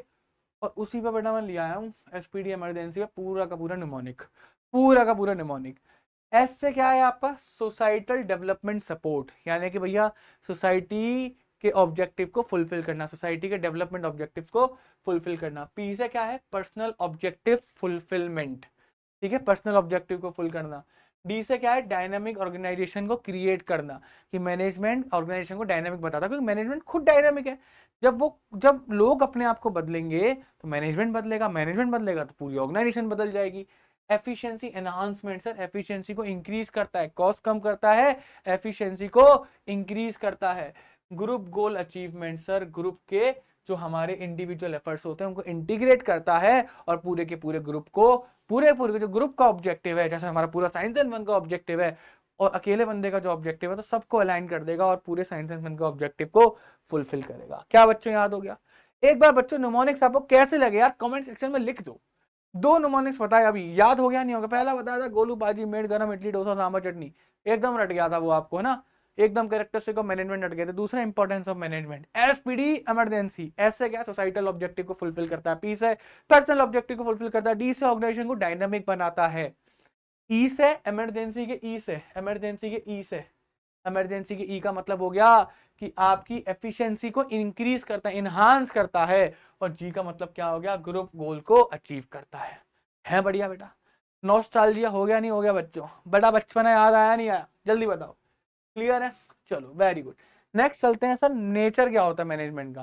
क्या मैनेजमेंट एक साइंस है, या मैनेजमेंट एक आर्ट है, या मैनेजमेंट एक प्रोफेशन है? ये मैनेजमेंट एक प्रोफेशन है, पता नहीं है सर। चलो आओ एक बार देखते हैं कि मैनेजमेंट एक आर्ट है, मैनेजमेंट एक साइंस है, या मैनेजमेंट एक प्रोफेशन है। और बहुत ही ज्यादा इंपॉर्टेंट कॉन्सेप्ट है, बहुत ही ज्यादा इंपॉर्टेंट कॉन्सेप्ट है, इसको देखते हैं। तो साइंस कैन बी डिफाइंड, देखो सबसे पहले साइंस को अगर हम समझना है कि मैनेजमेंट साइंस है या नहीं है, आपको ये समझना पड़ेगा कि साइंस क्या होता है, क्या है साइंस का मतलब। तो साइंस एक systematic and organised body of knowledge है। तो जब हम साइंस की बात करते हैं तो साइंस एक बॉडी ऑफ नॉलेज है, कि वहां अगर हम उसे पढ़ेंगे तो हमें कुछ ना कुछ नॉलेज प्रोवाइड होगी, बट वो body of knowledge systematic knowledge है। हम 6th क्लास से अगर साइंस पढ़ रहे हैं तो सबसे पहले हमें सिखाया इन्वायरमेंट क्या होता है, फिर हमें सिखाया कि इन्वायरमेंट के अंदर फोर्सेस कौन कौन सी होती हैं, फिर धीरे धीरे करके हमें लॉ ऑफ मोशन पढ़ाए गए, फिर उसके बाद हमें उस पर कैलकुलेशन सिखाई गई। तो धीरे धीरे आपका लेवल इंक्रीज हुआ ना। अगर मैं पहले दिन ही आपको क्लास में जाकर पता नहीं का सोलर सिस्टम और ग्रेविटी वेविटी पढ़ा देता, आपको समझ में आता? नहीं आता ना। पहले हमें बताया कि ग्रेविटी क्या होती है, उसके बाद हमें बताया कि ग्रेविटी की कैलकुलेशन कैसे होती है, और उसके बाद आपने जो भी पढ़ा होगा 10th क्लास तक वो सारी चीज़ आई, केमिस्ट्री आई, ये आया वो आया। पहले हमने पढ़े थे सॉल्युबल सब्सटेंसेस क्या होते हैं, इनसॉल्युबल सब्सटेंसेस क्या होते हैं, फिर हमने पढ़ा कि भैया उनकी केमिकल रिएक्शन किस तरीके से काम करती है। तो आपने देखा ये चीज़ें, तो एक के बाद एक आपका लेवल इंक्रीज करा, सिस्टमेटिकली इंक्रीज करा। तो वही है साइंस, क्योंकि logically observe finding facts and events, तो जितने भी हम साइंस के अंदर एक्सपेरिमेंट्स करते हैं वो सारे के सारे एक्सपेरिमेंट हम ऑब्जर्व करते हैं लॉजिकली। उसका मांग के लॉजिकल आंसर दे रहे हैं ना, कि अगर मांग के चलो कोई चीज सफेद थी और वो लाल हो गई, तो वो क्यों हुई? जादू से नहीं हुई, उसके अंदर कोई ना कोई केमिकल रिएक्ट करा। अगर मैंने ये पेन हवा में उछाला और जमीन पर अपने आप आके गिर गया, तो जादू नहीं है इसके पीछे, इसके पीछे लॉजिक है, because we are surrounded by the gravitational force. Is it okay, is it clear? ऐसे मूवी आपने देखी होगी, एक लक्ष्मी करके मूवी आई थी, इसमें अक्षय कुमार जी ने रोल करा था। तो वो दिखाते थे कि बाबा आए थे, ढोंगी बाबा आए थे, वो ऐसे क्या बोलते, दीवार के ऊपर पानी मारते थे और दीवार लाल हो जाती थी, तो कहते थे तेरे अंदर भूत नहीं है। इलॉजिकल था, उसके पीछे केमिस्ट्री काम कर रही थी, साइंस काम कर रही थी, लॉजिक काम कर रहा था। ठीक है, तो science comprises exact principles which can be verified and it can establish cause and effect relation. तो साइंस के अंदर आप प्रिंसिपल्स पढ़ते हो, जैसे लॉ ऑफ मोशन पढ़ते, 3 लॉ ऑफ मोशन होते हैं। ठीक है, मुझे नहीं पता, मैं भूल गया। ठीक है, ग्रेविटेशनल पुल पढ़ते हो, ठीक है, उसकी इक्वेशन पढ़ते हो। तो आप ये देखते हो कि ये जो प्रिंसिपल्स है वो हर जगह काम करते हैं। मान के चलो इस पेन पे भी ग्रेविटी काम करेगी और मेरे ऊपर भी ग्रेविटी काम करेगी। ये पंखा लटक रहा है, मेरे सर पे गिर गया, तब भी ग्रेविटी काम करेगी। बात ही समझ में नहीं आई। तो फीचर्स क्या है साइंस के? पहली बात सिस्टमेटिक बॉडी ऑफ नॉलेज। दूसरा क्या है, principles are based on observation and experimentation, कि जो भी हमने साइंस के प्रिंसिपल बनाए उसको हमने ऑब्जर्व करा, ढंग से देखा, हमने देखा 10 जगह पर सेम ऑब्जर्वेशन आ रहा है, सेम रिजल्ट आ रहा है, कि हर जगह पे काम करेगा। ठीक है, एक्सपेरिमेंट्स करा। और यूनिवर्सल वैलिडिटी, कि साइंटिफिक प्रिंसिपल्स जो हैं वो हर जगह पर काम करते हैं। साइंटिफिक प्रिंसिपल्स जो है बच्चा, वो हर जगह पर काम करते हैं। अब मेरे को एक बार देखो देखो, अगर मैं सिस्टमेटिक बॉडी ऑफ नॉलेज बोलूं, तो ये चीज तो आपको मैनेजमेंट के अंदर भी मिलेगी, क्योंकि आप मैनेजमेंट आपने पढ़ना स्टार्ट करा, अभी आप पढ़ रहे हो मैनेजमेंट क्या है। धीरे धीरे आप फंक्शंस ऑफ मैनेजमेंट पढ़ोगे, प्लानिंग, स्टाफिंग, डायरेक्टिंग, कंट्रोलिंग, ये सारी चीजें आप पढ़ना स्टार्ट करोगे, उसका कोऑर्डिनेशन पढ़ोगे, तो आप धीरे धीरे आगे बढ़ोगे। और फिर उसके बाद बीकॉम में पूरा का पूरा सब्जेक्ट पढ़ोगे, पूरी की पूरी डिग्री इसके ऊपर बना दी है, एमबीए। तो आप ये सारी चीजें देखोगे, क्लियर है नहीं क्लियर है?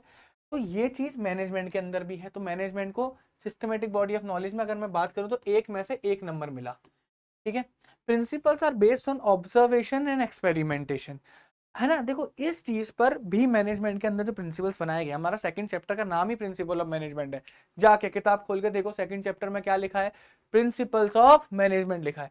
तो प्रिंसिपल ऑफ मैनेजमेंट में जो भी प्रिंसिपल बनाए, चाहे वो हेनरी फ्योल के प्रिंसिपल हो, चाहे वो आपके टेलर के प्रिंसिपल हो, जिस किसी के भी प्रिंसिपल हो ना, वो सारे के सारे ऑब्जर्वेशन के थ्रू बनाए गए हैं, बट वो साइंटिफिक नहीं है। बात है समझ में? साइंस में जो भी प्रिंसिपल बनाए गए, it depends upon the objects, कि वो ऑब्जेक्ट्स के ऊपर बनाए गए। यहाँ पर जो प्रिंसिपल बनाए गए वो ह्यूमन बिहेवियर के ऊपर बनाए गए। तो ह्यूमन बिहेवियर ऑब्जेक्ट से अलग हो सकता है। जैसे पेन है ना, इसको गर्म कर दूंगा तब भी ऐसे ही रहेगा, ठंड में तब भी ऐसे ही रहेगा, इसके बेचारे के दर्द नहीं होता, मारो पीटो उछाल दो फेंक दो कुछ कर दो, लेकिन ऐसा मेरे साथ करोगे तो मेरे को इफेक्ट होगा ना। तो ह्यूमन बिहेवियर अलग है, पेन अलग है। ये पेन बदला लेने नहीं आएगा, मैं थप्पड़ मार दूंगा, बदला लेने नहीं आएगा, कोई मेरे में मार के देगा सर पे चढ़ जाऊंगा। बातें समझ में? तो ह्यूमन बिहेवियर अलग है। तो इस वजह से ह्यूमन बिहेवियर के ऊपर एक्सपेरिमेंट और ऑब्जर्वेशन करके ही मैनेजमेंट के प्रिंसिपल बनाए गए। But the thing is, principle science के ऑब्जेक्ट के ऊपर बनाए गए और इसके ह्यूमन बिहेवियर के ऊपर। तो मैं बोलूंगा इसमें से मैं आधा नंबर देता हूँ, एक में से आधा नंबर देता हूँ, ठीक है सर। साइंस की ना यूनिवर्सल वैलिडिटी होती है कि अगर मान के चलो मैं इस पेन को उछालूंगा, ये यहाँ ऊपर गिर रहा है, अपने हाथ में जो पेन होगा उसे उछाल के देखो वो भी आ जाएगा, लेकिन जो प्रिंसिपल है अप्लाई हो रहा है वो आपके साथ हो रहा है, यूनिवर्सली सेम प्रिंसिपल है। क्लियर है नहीं क्लियर है? लेकिन बेटा क्या ह्यूमन बिहेवियर अलग अलग सेम हो सकता है? नहीं यार, हर ह्यूमन का बिहेवियर अलग है।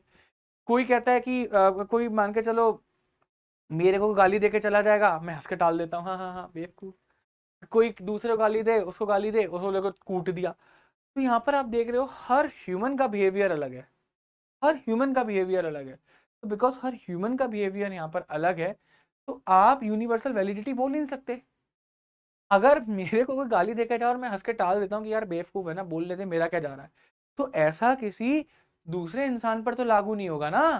कोई हट्टा कट्टा इंसान एकदम भाई, किसी हरियाणा के जाट को गाली देकर दिखाओ, पता आएगा फिर तुम्हें कैसा है वो। तो उसका ह्यूमन बिहेवियर अलग है, मेरा अलग है भाई।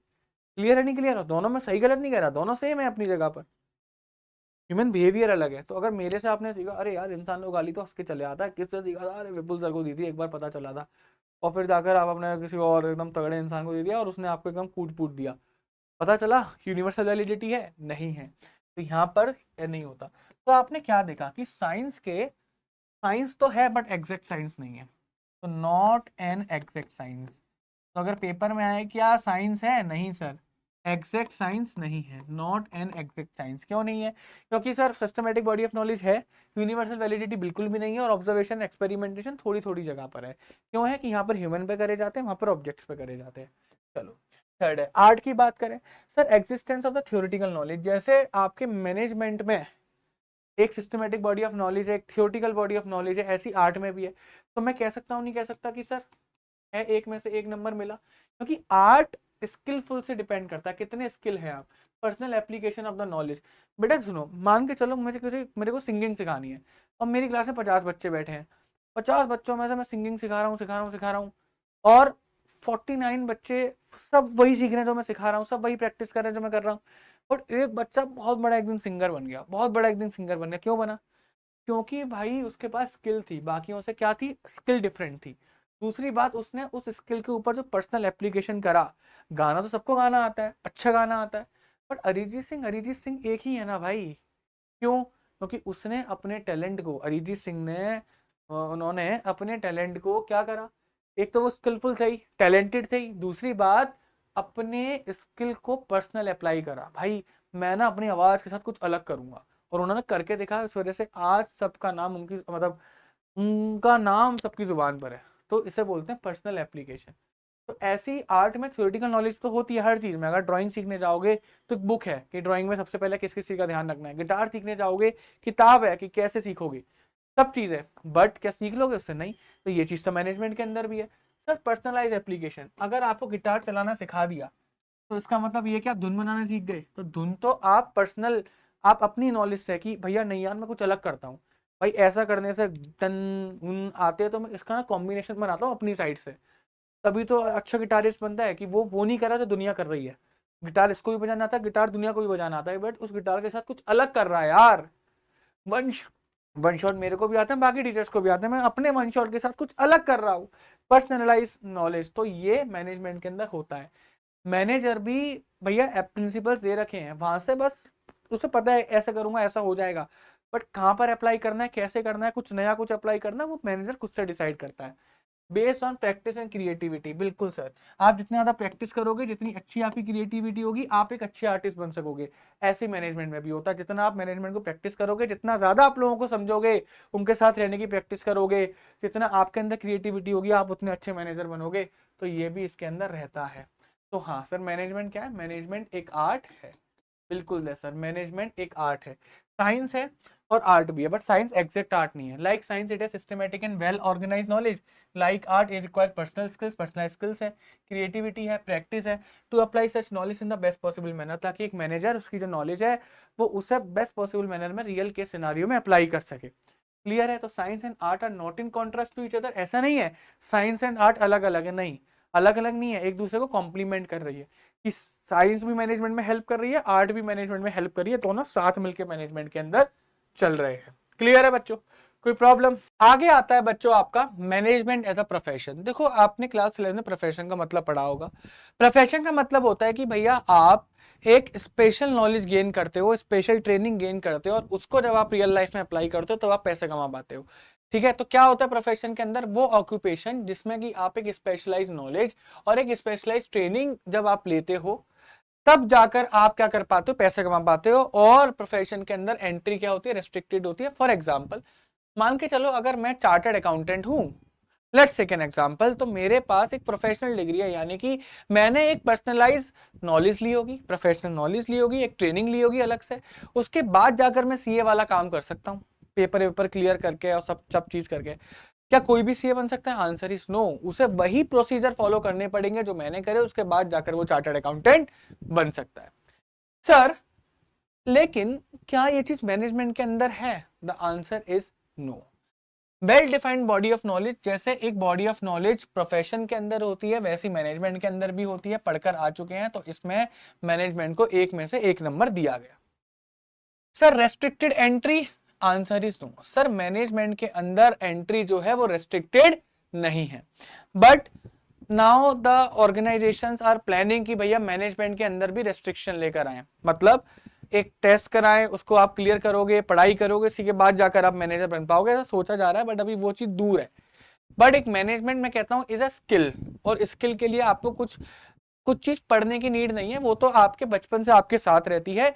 तो सर कोई भी मैनेजर बन सकता है। क्लियर है? ये नहीं है एमबीए वाले ही मैनेजर कहलाएंगे, ऐसा कुछ भी नहीं है। Sir presence of professional organisation, जैसे अगर सीए का आईसीएआई है, ठीक है, सीए का आईसीएआई है, लेकिन ऐसे आईएमए है, इंडियन मेडिकल एसोसिएशन डॉक्टर का, तो डॉक्टर को या फिर चार्टर्ड अकाउंटेंट को अपनी प्रोफेशनल एसोसिएशन से जो कोड ऑफ कंडक्ट आते हैं, जो काम करने के तरीके होते हैं, जो रूल्स एंड रेगुलेशंस होते हैं, उन्हीं को फॉलो कर कर काम करना होता है। लेकिन सर ऐसी मैनेजमेंट का एक है all India management association AIMA. Sir इसके साथ कंपलसरी नहीं है, यानी कि मैनेजर्स को इनके कोड ऑफ कंडक्ट फॉलो करना कंपलसरी नहीं है। कर सकते हैं, नहीं भी कर सकते, कंपलसरी नहीं है। लेकिन एक सीए को कंपलसरी है, एक आईएमए को कंपलसरी है। तो सर यहाँ पर भी मैं बोलूंगा कि सर चलो प्रोफेशनल ऑर्गेनाइजेशन है, लेकिन क्या उसकी बात मानना कंपलसरी है? The answer is no. तो वो ज्यादा रेलिवेंट हमारे लिए बचा ही नहीं।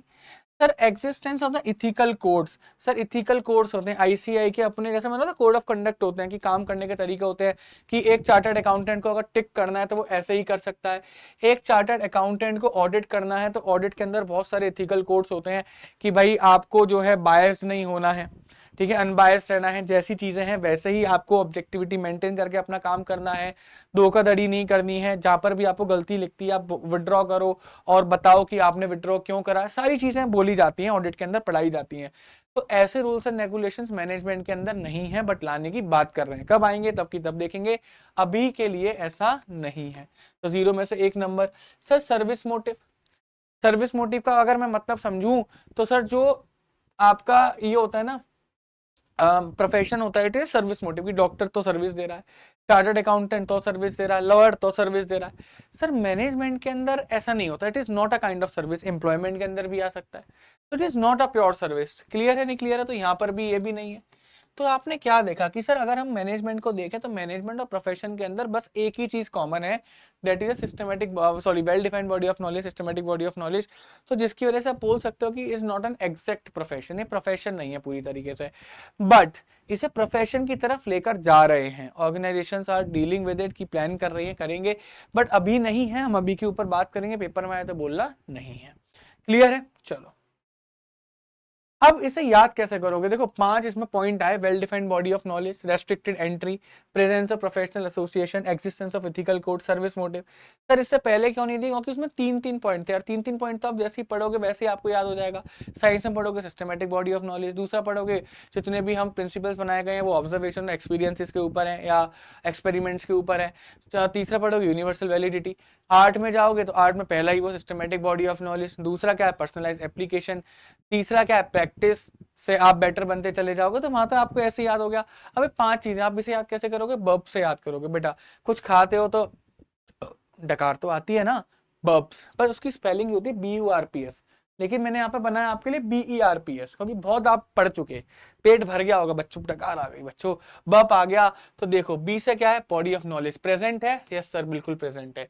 Restricted entry sir not fully present, पूरी तरीके से प्रेजेंट नहीं है। ठीक है, क्लियर है। आर से क्या है? रेस्ट्रिक्टेड एंट्री, पूरी तरीके से प्रेजेंट नहीं है, मतलब बेसिकली रेस्ट्रिक्शन नहीं है। क्या बता रहा है? रेस्ट्रिक्शन नहीं है। जैसे प्रोफेशन में रेस्ट्रिक्शन होती है, मैनेजमेंट के अंदर नहीं है। ठीक है। ई से देखें तो ethical code, not binding at. तो जैसे अगर चार्टर्ड अकाउंटेंट ने अपने इथिकल कोड्स को फॉलो नहीं करा तो उसकी मेंबरशिप तक कैंसिल हो सकती है।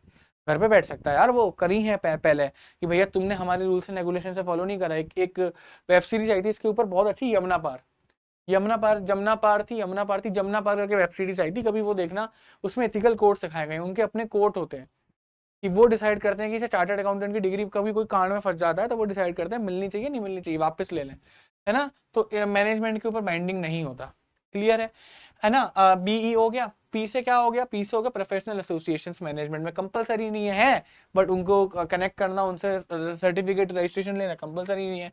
एस का मतलब क्या हो गया? सर्विस मोटिव, अभी ये प्रेजेंट नहीं है। क्लियर है, यानी कि आप पर्सनल कैपेसिटी में मैनेजमेंट सर्विसेज नहीं दे सकते, सिंपल, आप एम्प्लॉयमेंट की तरह ही दे सकते हो, बेसिकली ये बताते हैं। याद हो गया वर्ब से। बी से क्या हो गया? Body of knowledge. ई से क्या हो गया? Ethical code of conduct. R से क्या हो गया? Restricted entry. पी से क्या हो गया? आपका प्रोफेशनल एसोसिएशन। ठीक है। एस से क्या हो गया? Service motive. याद हो गया बच्चों? याद हो गया बच्चों? कैसे लगे आपको निमोनिक्स? जल्दी बताओ कैसे लगे बच्चों आपको निमोनिक्स, जल्दी बताइए। एकदम मजा आ गया ना बच्चों। उसके बाद है आप लोगों का जो आता है level of management. 3 level of management होते हैं। पहला तो top level of management, middle level management, और आपका supervisory operational lower level of management. Lower level of management, देखो हर ऑर्गेनाइजेशन आपकी 3 लेवल पे डिवाइड होती है। अगर मैं बात करूं टॉप लेवल मैनेजमेंट, जहां पर आपके CEO, CFO, CXOs बैठे होते हैं। अगर मैं बात करूं CEO, COO, CFO, CTO, यानी कि CXOs बैठे होते हैं, सिंपल। जिनका काम क्या होता है भाई? इनका काम होता है सोचना, बस इनका काम होता है सोचना। ये मेंटल काम करते हैं, ठीक है, सोचने वाला काम करते हैं। क्लियर है नहीं क्लियर है? जैसे सेट ऑब्जेक्टिव प्रिपेयर करना, इसके अंदर एनवायरनमेंट, अपने आसपास क्या चल रहा है उसको स्कैन करना, अगर चेंजेस हैं, क्योंकि इन्हीं को सारे डिसीजन लेने हैं कि ऑर्गेनाइजेशन किस डायरेक्शन में लेकर जानी है। लेट्स टेक एन एग्जांपल, अगर सुंदर पिचाई जी हमारे आज के टाइम पर गूगल के CEO हैं, अल्फाबेट के CEO हैं, मान के चलो, मैं गूगल एग्जांपल लेता हूँ, गूगल के CEO हैं, ठीक है। तो वो आज के टाइम में डिसाइड करते हैं कि गूगल को अगले 5 साल के अंदर कौन कौन से ऑब्जेक्टिव, कौन कौन से काम पूरे करने हैं। तो वो डिसाइड करेंगे क्या ऑब्जेक्टिव पूरे होने चाहिए। वो डिसाइड करेंगे कि सर आजकल एनवायरनमेंट में क्या क्या चल रहा है। जैसे जैसे ही सुंदर पिचाई जी ने देखा होगा कि एनवायरनमेंट में AI आ रहा है, आर्टिफिशियल इंटेलिजेंस, उन्होंने भी अपना एक artificial intelligence chat box release कर दिया।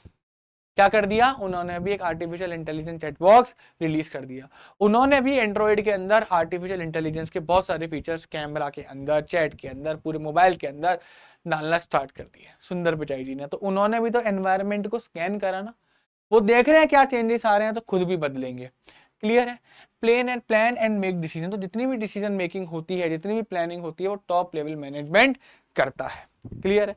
तो लेट्स सपोज कि अगर सुंदर पिचाई जी ने ये चीज बोली कि हम लोगों को मान के चलो गूगल मैप बनाना है, तो सुंदर पिचाई ऊपर बैठे हैं।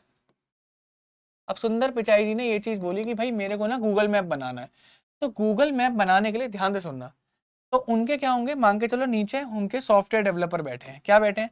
सॉफ्टवेयर डेवलपर बैठे हैं, डेवलपर 1, डेवलपर 2, डेवलपर 3। क्लियर है। अब डेवलपर 1, डेवलपर 2, डेवलपर 3 और ऐसे ही करके 100 डेवलपर हैं। कितने डेवलपर हैं? 100 डेवलपर हैं। क्या सुंदर पिचाई इन 100 के 100 डेवलपर से खुद बात करेंगे? Answer is no. उसके बीच में एक लेवल चाहिए होता है जिसे हम लोग बोलते हैं मिडिल लेवल मैनेजमेंट। इस मिडिल लेवल मैनेजमेंट का काम क्या होता है? अब इसे ध्यान से सुनना। अब मान के चलो ये जो 100 डेवलपर बैठे हैं जो कि एक्चुअल में सॉफ्टवेयर बनाते हैं, तो मैनेजर 10 हैं, तो 1 मैनेजर, 2 मैनेजर, ऐसे करके 10 मैनेजर है हमारे पास, और हर मैनेजर के अंदर 10 डेवलपर हैं, हर मैनेजर के अंदर 10 डेवलपर हैं, हर मैनेजर के अंदर 10 डेवलपर हैं। तो सुंदर पिचाई जी डायरेक्टली आकर डेवलपर से बात नहीं करेंगे। सुंदर पिचाई जी मैनेजर से आके बात करेंगे। सुंदर पिचाई जी अपने जो प्लान है, अपने जो डिसीजन है, वो इन मैनेजर को बताएंगे। बस इन 10 लोगों से बात करेंगे, इन 10 लोगों को बताएंगे, फिर ये 10 लोग आगे जाके डेवलपर को बताएंगे, यानी कि लोअर लेवल मैनेजमेंट को बताएंगे। तो मिडिल लेवल मैनेजमेंट का काम क्या होता है कि सर एलोकेट रिसोर्सेज। कि मांग के चलो इस मैनेजर को बोला गया कि भाई तुम्हें ना गूगल मैप बनाना है, इसको बोला कि तुम्हें ना गूगल ट्रांसलेटर बनाना है, ऐसे करके एक एक को एक एक काम दे दिया। क्लियर है? तो भाई इसका काम ये होगा कि भाई ये जाएगा आगे 10 लोगों से बोलेगा गूगल मैप बनाना है, ऐसे बनाना है, ये फीचर चाहिए, ये फीचर चाहिए, ये फीचर चाहिए। तो मैनेजर ने, जो ये मिडिल लेवल मैनेजर था, इसने सीखा सुंदर पिचाई से और ये आगे जाकर बताएगा। और ये ध्यान भी रखेगा कि इन लोगों को किस किस चीज की रिक्वायरमेंट है, वो सारी चीजें इन लोगों को पूरी कराई जाए। जो जो स्किल का बंदा चाहिए वो इनको प्रोवाइड करवाया जाए। जो जो टाइम चाहिए ये ले टाइम, जैसा ऑफिस चाहिए ये ले ऑफिस। तो ये सारा ध्यान रखेगा, जो जो चीजें चाहिए ये ध्यान रखेगा। एलोकेट रिसोर्सेज ये एलोकेट करेगा। Over see the first line manager. तो जो सॉफ्टवेयर डेवलपर थे, जो हमारे पास लोअर लेवल मैनेजमेंट था, जो एक्चुअल में काम कर रहा था अपने हाथों से, जो सॉफ्टवेयर बना रहे थे, डेवलपर्स थे, ये उनका काम को ओवरसी करेंगे, चेक करेंगे। क्लियर है? Report to top management. Sir हर मैनेजर, जैसे मान के चलो इसको काम दिया गया कि तुझे गूगल मैप बनाना है, इसको काम दिया गया तुझे गूगल ट्रांसलेटर बनाना है, इसको काम दिया गया कि तेरे को जीमेल बनाना है। क्लियर है? लेट्स सपोज, तो ये जाकर ऑन द डेली बेसिस सुंदर पिचाई को जाकर रिपोर्ट करेंगे कि सर कल हमने ये काम करा, कल मैनेजर 2 ने ये काम करा, मैनेजर 3 बोलेगा सर मैंने ये काम करा, मैनेजर 10 बोलेगा सर मैं जीमेल में एक नया फीचर ऐड करके लेकर आया। ये सारी चीजें तो रिपोर्ट किसे देंगे, यानी कि इन्फॉर्मेशन किसे देंगे, सुंदर पिचाई को, कि तुमने क्या करा। And develop and implement activity. Sir सुंदर पिचाई जो बोलेगा काम करने को, ये मिडिल लेवल मैनेजमेंट उसको यहाँ से काम करवाएगा। देखो सुंदर पिचाई ने बोला मेरे को ना 10 मांग के चल गूगल मैप चाहिए, तो मैनेजर 1 को बोला गूगल मैप चाहिए। मैनेजर 1 अपनी टीम के पास आया और अपने डेवलपर से बोला गूगल मैप चाहिए। तो मैनेजर 1 पहले सीख कर आया कि गूगल मैप में क्या क्या चीज चाहिए। उसने वही चीज आके नीचे अपने 10 टॉप लेवल को बताया और 10 लेवल को बोला बैठो, करो, बनाओ, मेरे को डेली बेसिस पे बताओ तुम कितना काम कर रहे हो, मेरे को इस टारगेट से पहले पहले ऊपर गूगल मैप पहुंचाना है। क्लियर है? अब ये क्या होता है, फर्स्ट लाइन मैनेजर यानी कि लोअर लेवल जो मैनेजर्स होते हैं, काम क्या होता है, ये कोऑर्डिनेट एक्टिविटीज। ये जितने भी 10 डेवलपर होंगे, मांग के चलो गूगल मैप को 10 पार्ट में डिवाइड कर देंगे कि भाई एक काम कर, मैं ना स्पीडोमीटर बनाता हूँ, तू ना सड़कें बना, तू ना बिल्डिंग बना, तू सैटेलाइट वाला ऑप्शन बना, तू ना कंपास बना। ऐसे करके सब काम बोल दिया कि इंसान को करने को। अब एक एक इंसान सब काम कर रहे हैं, तो एक्टिविटी से कोऑर्डिनेट कर रहे हैं, एक दूसरे की काम को कोऑर्डिनेट कर रहे हैं, एक साथ लेकर आगे जा रहे हैं। सुपरवाइज एम्प्लॉइज, है ना, ये चेक भी करेंगे अपने काम को। Report to the middle manager, और इन्होंने क्या क्या काम करा ये सब किसे बताएंगे, मिडिल लेवल मैनेजर को जाकर बताएंगे सर ये काम हुआ। Involve in day to day operation. Sir जो एक्चुअल में कंपनी में काम होता है वो सुपरवाइजरी लेवल पर जाकर काम होता है। टॉप लेवल मैनेजमेंट का काम बस सोचना होता है, करना नहीं होता। मिडिल लेवल मैनेजर का काम, जो काम टॉप लेवल मैनेजमेंट चाह रहा है उस काम को जाकर करवाना होता है। करवाएगा किससे, लोअर लेवल मैनेजमेंट से। बात ही समझ में नहीं आई? इज इट क्लियर और नॉट? जैसे कि एग्जांपल मैं मान के चलता हूँ, मान के चलो मेरे पापा भी टॉप लेवल मैनेजमेंट पर है। मेरे पापा ने मेरे को बोला विपुल हमें ना एक फैक्ट्री और बनवानी है, तो तुम्हें अगले 1 साल में मुझे एक फैक्ट्री और बनवा कर देनी है। अब मैं मिडिल लेवल मैनेजमेंट, मेरा काम क्या होगा, मेरा को एक टारगेट दिया कि मुझे अगले साल में फैक्ट्री बनाकर देनी है। क्लियर है? अब मैं जाऊंगा किसी ठेकेदार के पास, मान के चलो लोअर लेवल मैनेजमेंट, मैं उसको जाकर बोलूंगा भाई मेरे को एक फैक्ट्री बनाकर दे और डेली बेसिस पर आकर मेरे को बता कि क्या काम चल रहा है और फैक्ट्री ऐसे बननी है, ऐसे बननी है, ये चीजें होनी चाहिए, ये चीजें नहीं होनी चाहिए, इतनी मजबूती होनी चाहिए। तो ऊपर से मेरे को ऑर्डर आए और मेरे भूल गए, अब मैं डेली जाके बता दूंगा महीने भर में, हफ्ते भर में, पापा फैक्ट्री में ये काम हो गया, ये काम हो गया, और मैं उसको बोलता रहूंगा तू मेरे को पता क्या क्या काम हो गया। तो मेरा काम बस कोऑर्डिनेट करना है। पापा डायरेक्टली उससे बात करेंगे, बहुत टाइम वेस्ट होगा, बीच में मेरे को रखा गया ताकि पापा वो अपना काम मेरे को दे दें। पापा बस अपना दिमाग से सोचते रहे और मेरे को सोचना नहीं है, मेरे को बस अपना काम जाकर करवाना है। ठीक है? और और लेबर से कौन हैंडल करेगा, लोअर लेवल मैनेजमेंट। ये होता है। ठीक है? तो टॉप लेवल मैनेजमेंट का काम क्या होता है, मैंने बता दिया कौन कौन आता है। चेयरमैन आता है, मैनेजिंग डायरेक्टर आते हैं, प्रेसिडेंट आता है, वाइस प्रेसिडेंट आता है, चीफ एग्जीक्यूटिव ऑफिसर आता है, सीईओ आता है, सीएफओ आता है, चीफ ऑपरेटिंग ऑफिसर आता है। ये सारी चीजें आती हैं। काम क्या होता है, to integrate diverse elements and coordinate the activities of different department according to the overall objective. तो जैसे फॉर एग्जाम्पल अगर मैं यहाँ पर बोलता हूँ, फॉर एग्जाम्पल अगर मैं बच्चों यहाँ पर बोलता हूँ कि भाई मेरी कंपनी में प्रोडक्शन डिपार्टमेंट है, सेल्स डिपार्टमेंट है, फाइनेंस डिपार्टमेंट है और मान के चलो कोई मार्केटिंग डिपार्टमेंट, तो चारों के चारों डिपार्टमेंट आपस में कोऑर्डिनेट करने चाहिए। ये मेरा काम है कि प्रोडक्शन डिपार्टमेंट लड़ाई ना करे फाइनेंस डिपार्टमेंट से कि तुम बजट अलाउ नहीं कर रहे, फाइनेंस डिपार्टमेंट सेल्स डिपार्टमेंट से ना जाकर लड़े कि तुम सेल्स नहीं कर पा रहे तो मेरे पास पैसे नहीं पड़े। ठीक है, ये चीजें नहीं होनी चाहिए। तो डाइवर्स इंटीग्रेट करता है, यानी कि इकट्ठा करता है, उनके एफर्ट्स को इकट्ठा करता है, कोऑर्डिनेट करता है किसके, अलग अलग डिपार्टमेंट्स के एफर्ट को according to the overall objective. Responsible for welfare and survival of the organisation.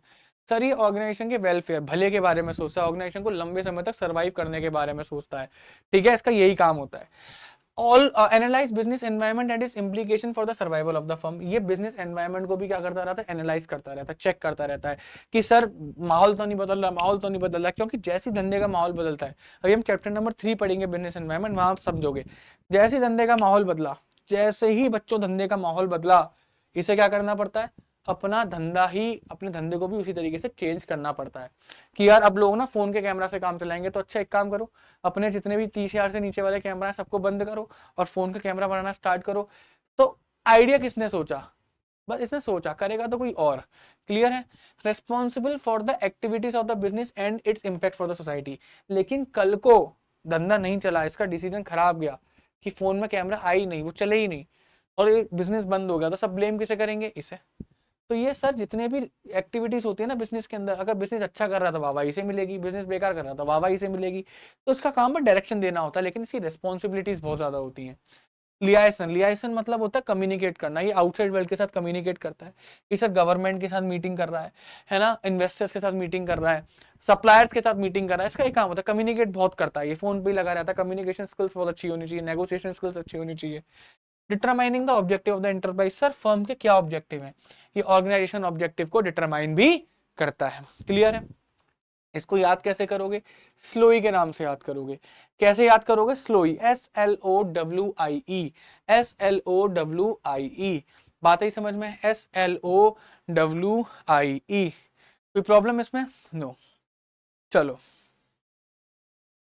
तो सर जैसे मान के चलो सोसाइटी के बारे में सोचेगा, सर इम्पैक्ट क्या पड़ेगा सोसाइटी के ऊपर, अगर कोई डिसीजन मैं ले रहा हूं तो उसका सोसाइटी के ऊपर इम्पैक्ट क्या पड़ेगा, उस चीज के लिए क्या रहता है, रेस्पॉन्सिबल रहता है। क्या रहता है, रेस्पॉन्सिबल रहता है। कोई प्रॉब्लम इसमें नहीं।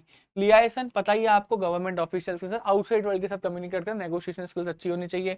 ये ऑब्जेक्टिव को डिटरमाइन करता है, क्या करता है, डिटरमाइन करता है ऑब्जेक्टिव को कि क्या ऑब्जेक्टिव होने चाहिए, है ना। ये क्या करता है, वेलफेयर एंड सर्वाइवल के बारे में सोचता है फर्म के, कि फर्म का भला हो, बिजनेस का भला हो, बिजनेस सर्वाइव करे। इंटीग्रेट करता है किसके एफर्ट्स को, अलग अलग डिपार्टमेंट के, अलग डिफरेंट डिपार्टमेंट्स के काम को क्या करता है, इंटीग्रेट करता है, ताकि वो ओवरऑल ऑब्जेक्टिव को क्या कर सके, अचीव कर सके, वो ओवरऑल ऑब्जेक्टिव को क्या कर सके, अचीव कर सके। क्लियर है, इंपॉर्टेंट है। इन्वायरमेंट, ये क्या करता है, इन्वायरमेंट की स्कैनिंग करता है, और जैसा इन्वायरमेंट में चेंज होगा इस तरीके से अपने बिजनेस को भी चेंज करने की पूरी पूरी कोशिश करता है। कोई प्रॉब्लम, ओके। यहाँ पे मिडिल लेवल मैनेजमेंट का क्या काम होता है, देखो मिडिल लेवल मैनेजमेंट एक top level management and supervisory level पर कनेक्ट करके चलता है, कि भाई एक टॉप लेवल मैनेजमेंट है, तो सुंदर पिचाई जी ने बोला गूगल मैप बनाने हैं, बनाने वाले लोअर लेवल मैनेजमेंट पे रहेंगे, लेकिन जो बनवाएगा, जो सारी एक्टिविटीज को कोऑर्डिनेट करेगा, वो मिडिल लेवल मैनेजमेंट करेगा। तो एक लिंक की तरह काम करता है सुपरवाइजरी, यानी कि लोअर लेवल मैनेजमेंट और टॉप लेवल मैनेजमेंट के बीच में।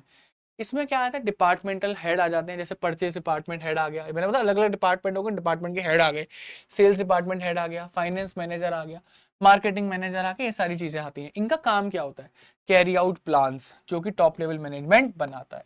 तो टॉप लेवल मैनेजमेंट जो प्लान बनाएगा, उस प्लान को फुलफिल करने का काम किनका होता है, उस प्लान को इंप्लीमेंट करवाने का काम किनका होता है, मिडिल लेवल मैनेजमेंट का। सर टॉप लेवल मैनेजमेंट ने जो पॉलिसी बनाई, उस पॉलिसी को समझाने का काम क्या होता है, समझने और समझाने का काम किसका होता है, मिडिल लेवल मैनेजमेंट का। सुंदर पिचाई जी ने बोला आज के बाद ऑर्गेनाइजेशन में ये चीजें होंगी, ये चीजें नहीं होंगी, तो मिडिल लेवल मैनेजमेंट को बोला, तो वो जाकर अपने लोगों को आगे पहले तो खुद समझेंगे कि क्या इसका मतलब है, किससे क्या इंप्लीकेशन होंगे, क्या नहीं होगा, क्या होगा, और फिर आगे जाकर समझाया जाएगा। तो इंटरप्रेट करना होता है पॉलिसीज को। Ensure the department as necessary personnel, मैंने बोला था कि सर जितनी भी रिसोर्सेज, मतलब मगर मान के चलो मिडिल लेवल मैनेजमेंट ने, मिडिल लेवल मैनेजर को काम दिया गया कि तुझे जाकर गूगल मैप बनवाना है, और उसने जाकर लोअर लेवल मैनेजर्स को बोला, तो वो पूछेगा कि तुझे कितने बंदे चाहिए, तुझे कितने बंदे चाहिए। तो that is a main thing. बात ही समझ में। तो यानी कि जितनी रिसोर्सेज चाहिए वो सारा प्रोवाइड करवाने का काम इसका होता है। सर ड्यूटीज एंड रिस्पॉन्सिबिलिटीज ये असाइन करता है एम्प्लॉयज को कि तुझे ये काम करना है, कि तुझे क्या बोलते हैं कंपास बनाना है, तुझे रोड बनानी है, तुझे स्पीडोमीटर बनाना है, सारे काम ये करेगा। ये एम्प्लॉयज को मोटिवेट करता है कि वो अपने ऑब्जेक्टिव को अचीव कर सके। ये अदर डिपार्टमेंट के साथ भी कोऑपरेट करता है ताकि ऑर्गेनाइजेशन स्मूथ फंक्शनिंग में हो सके। कि जैसे प्रोडक्शन डिपार्टमेंट अगर बैठा हुआ है और उसे जूते बनाने या टी शर्ट बनानी है तो कैसे बनानी है, किस क्वालिटी की बनानी है, पिछली बार क्या शिकायतें आई थी कि हम उसे इंप्रूव कर सके, सब किससे पूछेंगे? ये सब पूछेंगे सेल्स डिपार्टमेंट से। ये सारा जो डेटा होगा सेल्स डिपार्टमेंट के पास होगा कि कितने ऑर्डर हैं, ठीक है, कितनी सेल्स इस साल हो सकती है, क्या क्या कमियां आई थी क्वालिटी के अंदर जो इंप्रूव कर सके। तो कोऑर्डिनेट करता है बाकी सारे डिपार्टमेंट के साथ ये manager. Responsible for all the activities of the first line manager. जो फर्स्ट लाइन मैनेजर होते हैं ये उनकी एक्टिविटीज को क्या करता है,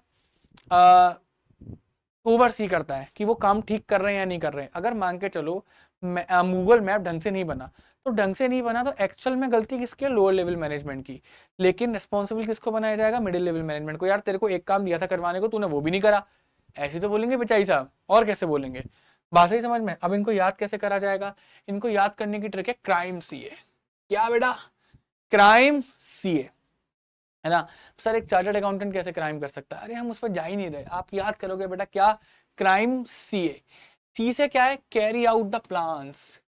कैरी आउट प्लान, जो टॉप लेवल मैनेजमेंट प्लान बनाता है उन सबको इंप्लीमेंट करवाने की जिम्मेदारी मिडिल लेवल मैनेजमेंट की। सर रेस्पॉन्सिबल होता है किसके लिए? रेस्पॉन्सिबल होता है लोअर लेवल मैनेजमेंट के लिए। अगर लोअर लेवल मैनेजमेंट ढंग से काम कर रहा है तो वाह भाई इसकी होगी, अगर ढंग से काम नहीं कर रहा तो गालियां भी इसी को पड़ेंगी। सर इंटरप्रेट करता है, किसे इंटरप्रेट करता है? पॉलिसीज को जो टॉप लेवल मैनेजमेंट बनाता है। सर ये मोटिवेट करता है एम्प्लॉयज को ताकि वो अपना काम टाइम से पूरा कर सके और अच्छे से कर सके। सर ये एंश्योर करता है कि नेसेसरी रिसोर्सेज अवेलेबल होने चाहिए, ठीक है। सर एक कोऑपरेट करता है अदर डिपार्टमेंट के साथ, बाकी डिपार्टमेंट के साथ कोऑपरेट भी करता है सर, ठीक है, डिपार्टमेंट्स के साथ कोऑपरेट भी करता है सर, क्लियर है। और ये असाइन करता है, क्या असाइन करता है? ड्यूटीज असाइन करता है कि किसको क्या काम करना है। तो याद हो गया, क्राइम सी ऐसे याद हो गया। सी का मतलब है कैरी करता है, क्या, कैरी आउट प्लान्स, प्लान्स को कैरी करेगा, इंप्लीमेंट करेगा। आर का मतलब रिस्पॉन्सिबल रहता है, आई का मतलब इंटरप्रेट करता है, एम का मतलब मोटिवेट करता है, ई का मतलब एंश्योर करता है कि सारे जितने तुम्हें रिसोर्सेज चाहिए, जितने पर्सनल चाहिए, जितने एम्प्लॉयज चाहिए वो हैं या फिर नहीं है। फिर सी का मतलब होता है सर कोऑपरेट करता है बाकी सारे डिपार्टमेंट के साथ, और ए का मतलब हो गया असाइन करता है ड्यूटीज को। आई गेस आपको ये अच्छे से याद हो गया होगा। एक बार जल्दी से कमेंट सेक्शन में लिखकर बता दो याद हो गया सर, बोल दो हैशटैग रट गया, हैशटैग रट गया, हैशटैग रट गया, क्योंकि इससे बढ़िया न्यूमोनिक्स तुम्हें कहीं देखने को नहीं मिलेंगे। क्लियर है? और ये बहुत इंपॉर्टेंट है, तभी तो मैं यहाँ लिखवा रहा हूँ। इनके न्यूमोनिक्स क्यों लेकर आया, टॉप के, मिडिल के और लोअर के भी हैं, क्यों लेकर आ रहा हूँ? क्योंकि पेपर में आते हैं और कीवर्ड्स ही पूछे जाते हैं, ताकि आपको कीवर्ड एज इट इज याद रहे, आप केस स्टडी ऐसे करके क्रैक कर दो। ठीक है बच्चों, याद हो गया? एक बार जल्दी से लिख दो सारे बच्चों, हैशटैग रट गया। तो अब बढ़ते हैं बच्चों हमारा नेक्स्ट टॉपिक, जो कि हमारा लोअर लेवल मैनेजमेंट, जो कि हमारा बच्चों lower level management.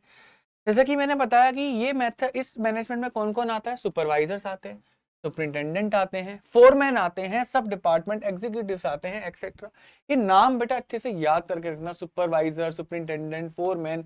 Case studies में कभी कभी ये नाम दे दिए जाते हैं और ये नाम पढ़ते ही आपको तुरंत अंदाजा हो जाएगा कि भैया एग्जीक्यूटिव लेवल या फिर लोअर लेवल मैनेजमेंट की बात चल रही है।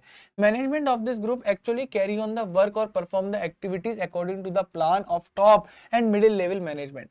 सर टॉप लेवल मैनेजमेंट का काम था प्लानिंग करना, उस प्लानिंग को मिडिल लेवल को बताना, और मिडिल लेवल का काम था कि उस प्लानिंग को एग्जीक्यूट करवाना from the lower level management. तो लोअर लेवल मैनेजमेंट एक्चुअली वो मैनेजमेंट है, वो मैनेजर्स हैं, वो लोग हैं जो कि काम को एक्चुअल में करते हैं, और किसके अकॉर्डिंग करते हैं? उस प्लान के अकॉर्डिंग करते हैं जो कि टॉप और मिडिल लेवल मैनेजमेंट ने उन्हें बताया है। They pass on the instruction to the workers and report to the middle level management. तो जो लोअर लेवल का मैनेजर होगा वो वर्कर को जाकर बोलेगा ऐसे काम करना है, ऐसे करना है, ऐसे करो, ऐसे करो। वर्कर काम करके देगा, और वो हर बात की जो भी रिपोर्ट होगी कि काम कितना हुआ डेली बेसिस के हिसाब से, वीकली, मंथली, कि कितना यहाँ पर डेवलपमेंट देखने को मिला, ये सारी चीजें वो बताता रहेगा मिडिल लेवल मैनेजर को, और middle level manager then report करता रहेगा टॉप लेवल मैनेजर को। They are also responsible for maintaining discipline, वो डिसिप्लिन भी मेंटेन करके चलते हैं अमंग द वर्कर्स। ये सारे कीवर्ड्स बहुत इंपॉर्टेंट है, आपको केस स्टडीज में एग्जैक्टली देखने को मिलेंगे। तो देखो क्या होता है, काम क्या होता है लोअर लेवल मैनेजर्स का कि भैया अच्छी वर्किंग कंडीशंस बना के रखना, हेल्दी रिलेशंस बना के रखना between the superior and the subordinate. क्योंकि देखो वर्कर जो होते हैं ना वो काम एक्चुअल में वो करते हैं और उनसे काम करवाता कौन है, क्या बोलते हैं सुपरवाइजरी लेवल या फिर आपका लोअर लेवल मैनेजर, और उसको काम करने को बोलता कौन है, मिडिल लेवल मैनेजर। तो यार उनका सीधा सीधा काम ये होता है कि भैया वर्कर्स के थ्रू, मतलब जो सुपरवाइजरी लेवल का जो मैनेजर होता है, लोअर लेवल का जो मैनेजर होता है, उसका काम ये होता है कि वर्कर से बना के रखो।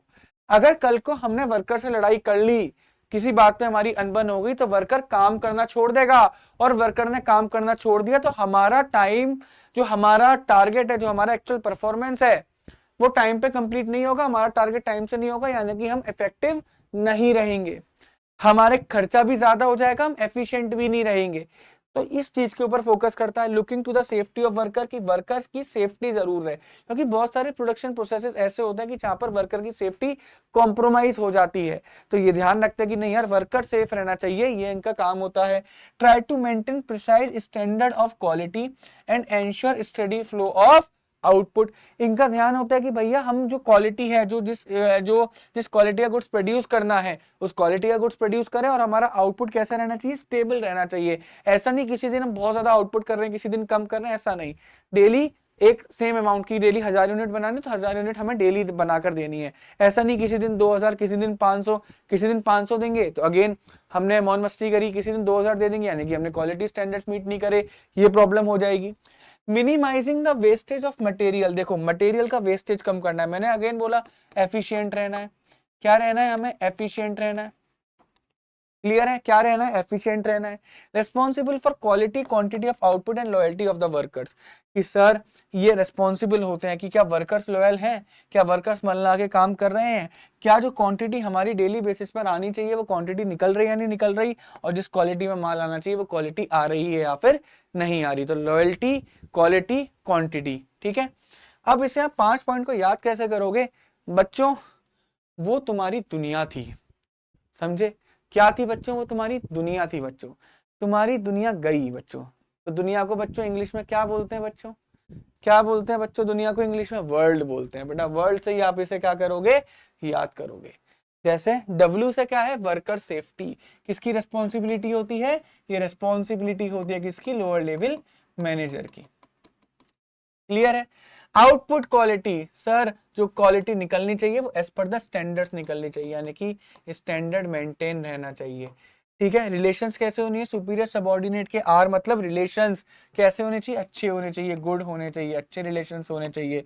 सर लॉयल्टी, यानी कि रेस्पॉन्सिबिलिटी फॉर लॉयल्टी, लॉयल्टी के साथ मैंने 2 चीजें और बोली थी, लॉयल्टी, क्वालिटी और क्वांटिटी, ठीक है। इसकी रेस्पॉन्सिबिलिटी कौन लेगा, लोअर लेवल मैनेजर रहेगा। और डी से डिक्रीज वेस्टेज, यानी कि सर एफिशिएंट रहना है, वेस्टेज कम से कम करनी है, इसका मतलब हमें एफिशिएंट रहना है। क्या सर याद हो गया, दुनिया शब्द से सर लोअर लेवल मैनेजर याद हो गया, है ना बेटा, याद हो गया ना। दुनिया से, W से क्या है, वर्कर की सेफ्टी, O से क्या है हमारे पास, आउटपुट की quality as per the standard रहनी चाहिए, R से क्या है, रिलेशन अच्छे होने चाहिए, सुपीरियर सबऑर्डिनेट के रिलेशन अच्छे होने चाहिए, L से हमारे पास क्या है कि लॉयल्टी, क्वालिटी, क्वांटिटी, तीनों चीजें की रेस्पॉन्सिबिलिटी किसकी है, लोअर लेवल मैनेजमेंट की है।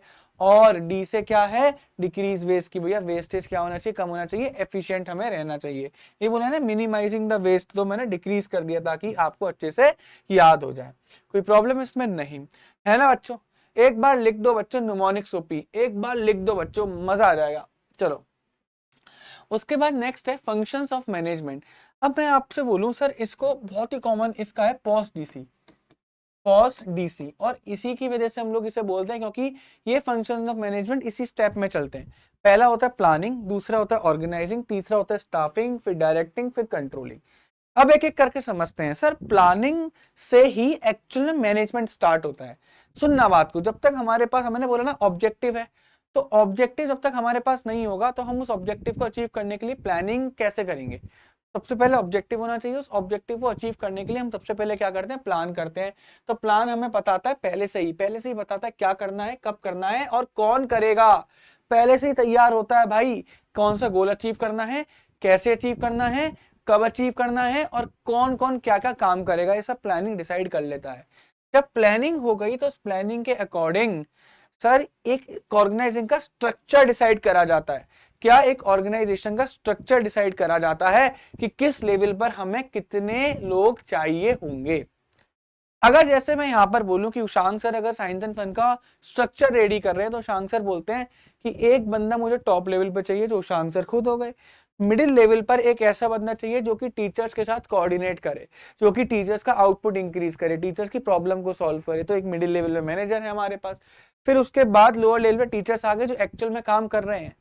तो देखो ध्यान से, तो उशांक सर ने बोला अगर मेरे पास 5 सब्जेक्ट हैं तो मेरे पास 5 टीचर्स होने चाहिए जो जाकर पढ़ाएं।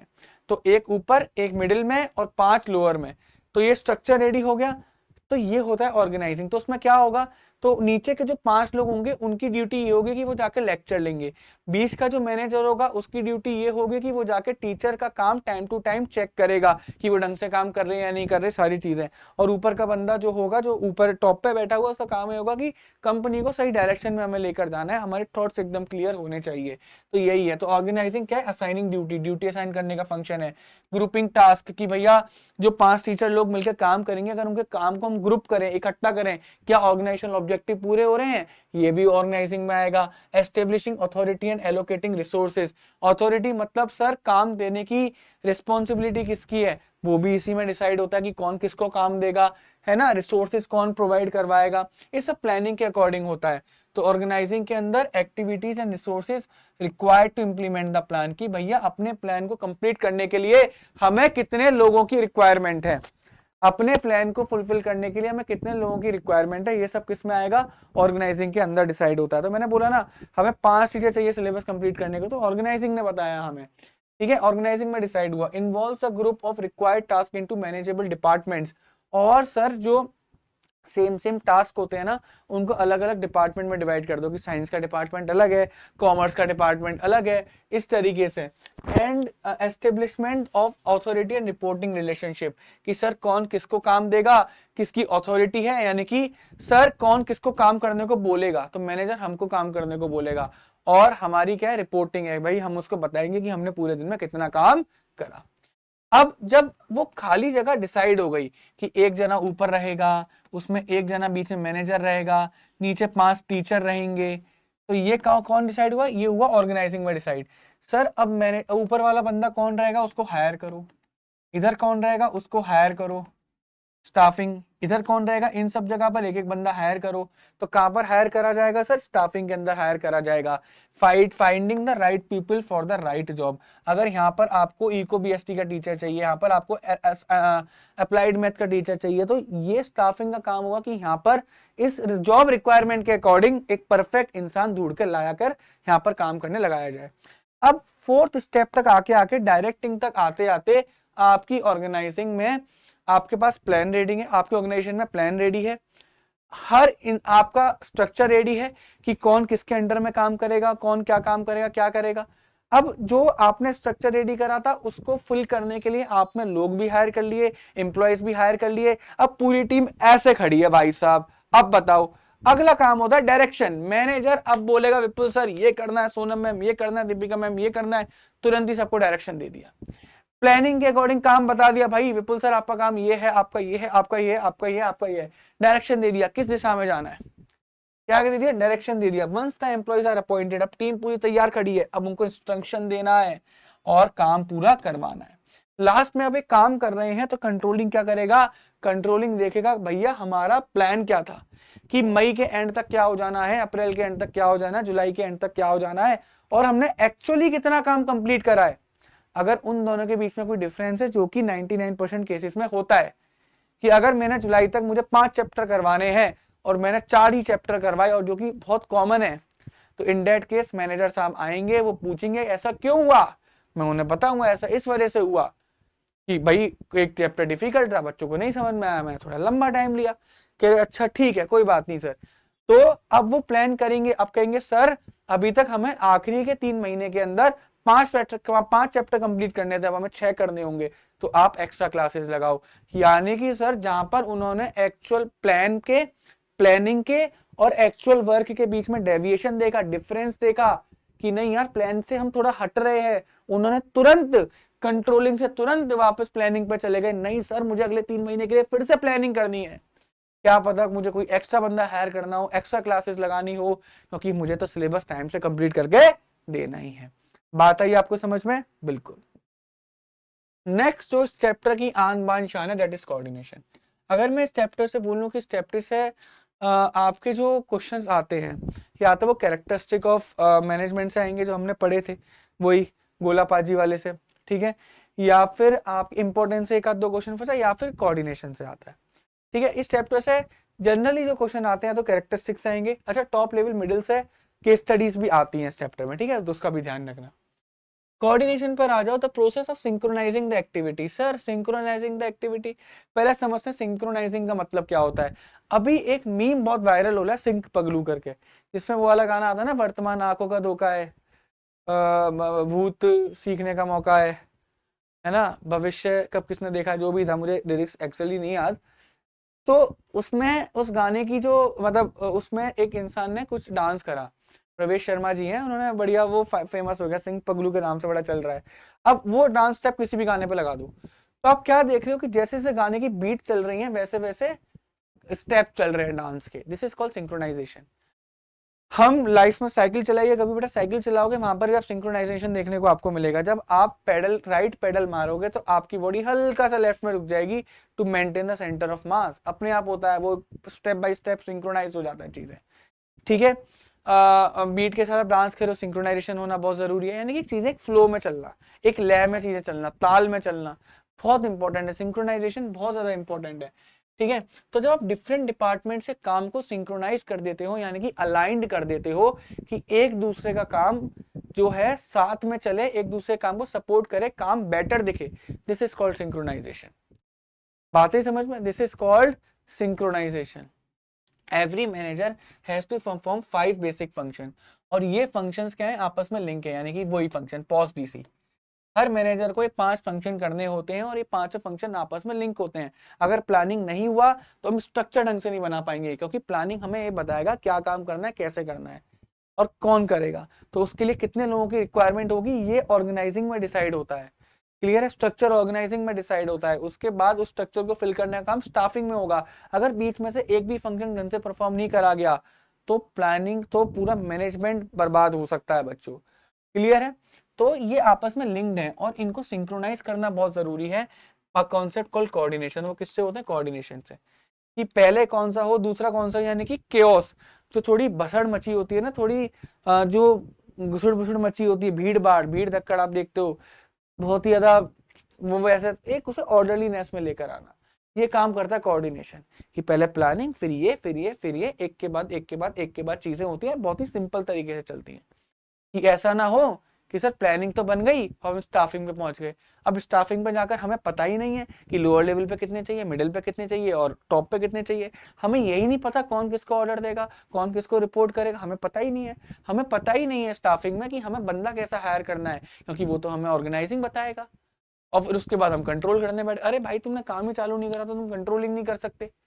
समझे या फिर नहीं समझे? तो ये बहुत इंपॉर्टेंट है सिंक्रोनाइजेशन, की भाई हर इंसान एक जैसा काम करे। जैसे हमने आपकी इंट्रो वीडियो में भी आप जाकर एक बार पीछे जाकर देखना कि पहले थंबनेल गया, थंबनेल से वीडियो रिकॉर्ड हुई, उसके बाद क्या बोलते हैं जाकर एडिटर ने एडिट करा, सोनम मैम ने अपलोड करा और तुरंत आगे काम आ गया। बात है समझ में या फिर नहीं आई? क्लियर है या फिर नहीं है? So the process of synchronisation is very important. Basically coordination is very important.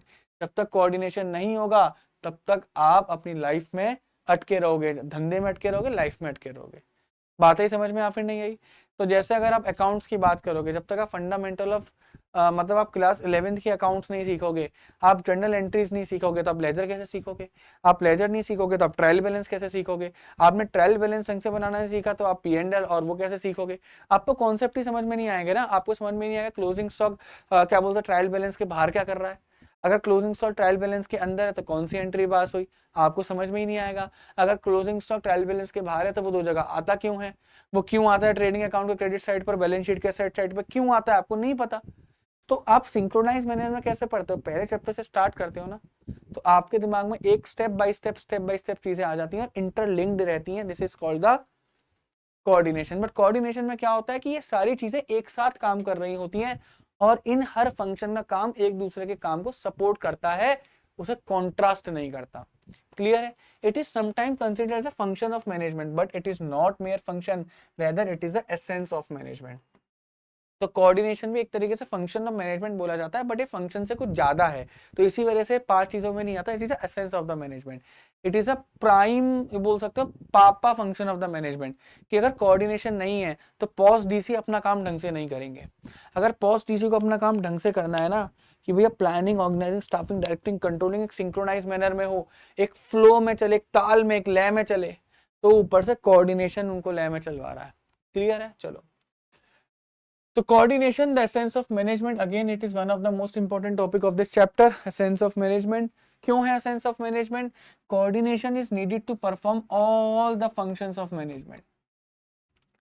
देखो, coordination चाहिए, POS DC के लिए coordination चाहिए। अब कुछ बच्चे सोच रहे होंगे कि सर आपने डिटेल में तो नोट्स दिए नहीं। जिस किसी को भी डिटेल में नोट्स चाहिए ना, जाकर वो मेरे टेलीग्राम चैनल से ले लेना। कॉमर्स इन फन का टेलीग्राम चैनल है, वहां पर इनके डिटेल नोट्स अपलोड कर दूंगा, वहां जाकर आप डाउनलोड कर लेना।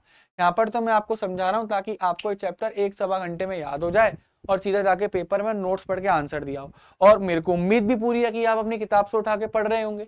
ठीक है, तो चाहे वो प्लानिंग हो, ऑर्गेनाइजिंग हो, स्टाफिंग हो, डायरेक्टिंग हो, कंट्रोलिंग हो, हर फंक्शन को परफॉर्म करने के लिए कोऑर्डिनेशन जरूरी है। क्योंकि ऑर्गेनाइजिंग प्लानिंग के बिना काम नहीं करेगा, स्टाफिंग ऑर्गेनाइजिंग के बिना काम नहीं करेगा, डायरेक्टिंग स्टाफिंग के बिना काम नहीं करेगा, और कंट्रोलिंग पहले 4 के बिना काम नहीं करेगा।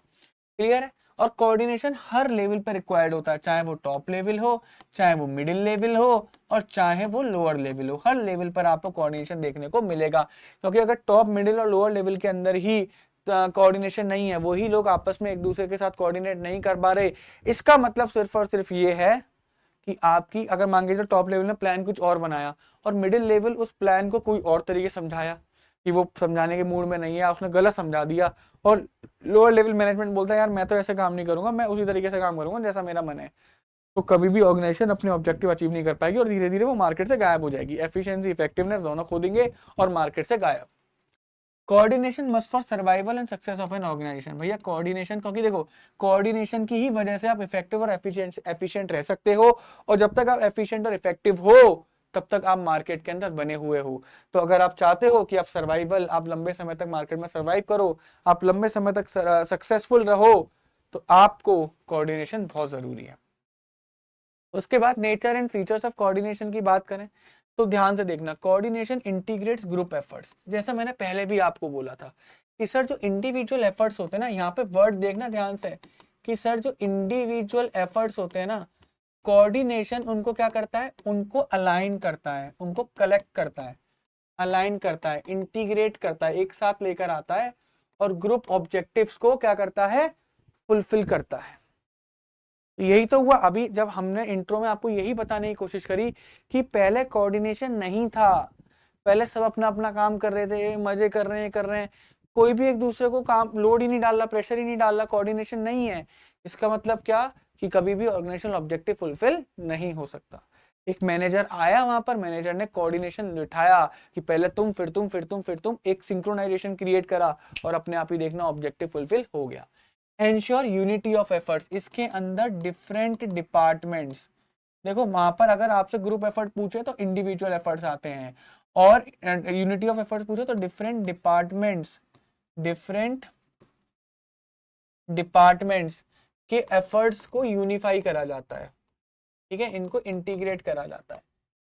जैसे मैंने एक एग्जांपल भी दिया था कि फाइनेंस डिपार्टमेंट, मान के चलो फाइनेंस डिपार्टमेंट बोल रहा है कि हमें मार्केटिंग में खर्चा नहीं करना, और सेल्स डिपार्टमेंट एक तरीके समझते हैं, प्रोडक्शन डिपार्टमेंट बोल रहा है कि हमें क्या करने हैं, हमें अच्छे लेवल के, अच्छी क्वालिटी के रॉ मटेरियल खरीदने हैं, क्योंकि हमें अच्छी क्वालिटी का आउटपुट देना है। बट अच्छी क्वालिटी के रॉ मटेरियल खरीदने के लिए ज्यादा पैसा चाहिए, तो फाइनेंस डिपार्टमेंट ने बोला पैसा तो है नहीं। अब फाइनेंस डिपार्टमेंट ने पूछा पैसा क्यों नहीं है, कि भैया सेल्स डिपार्टमेंट ने क्या नहीं करा था, सेल्स डिपार्टमेंट ने सेल अच्छे से नहीं करी। सेल्स डिपार्टमेंट वापस से आया, वो कहता है कि सर मैंने तो सेल्स अच्छी कर लेता, मेरे को मार्केटिंग एक्टिविटी ढंग से नहीं करनी थी, मार्केटिंग अच्छे से नहीं हुई। अब मार्केटिंग डिपार्टमेंट पे जाओ, मार्केटिंग डिपार्टमेंट पे गए, मार्केटिंग डिपार्टमेंट वापस फाइनेंस डिपार्टमेंट से बोलता है कि भाई इन्होंने बजट ही अच्छा इशू नहीं करा, मैं क्या करूं। एक दूसरे के ऊपर डालते रहे हैं, यानी कि सर डिपार्टमेंट ही साथ मिलकर काम नहीं कर पा रहे, डिपार्टमेंट ही अपने ऑब्जेक्टिव को फुलफिल करने में लगे हुए हैं, ऑर्गेनाइजेशन ऑब्जेक्टिव की सोच ही नहीं रहे।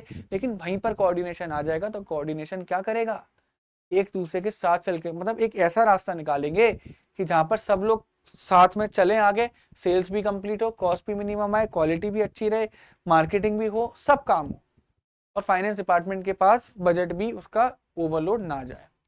ठीक है sir, it is a continuous process, it is a never ending process sir. Planning organising मतलब एक बार आपको ऑब्जेक्टिव फुलफिल हुआ, फिर से प्लानिंग स्टार्ट हुई, फिर से जैसी फंक्शंस ऑफ मैनेजमेंट स्टार्ट हुई सर, कोऑर्डिनेशन तो अपने आप वहां पर आकर बैठ जाएगा। It is a never ending process, continuous process, कभी भी खत्म नहीं होगा।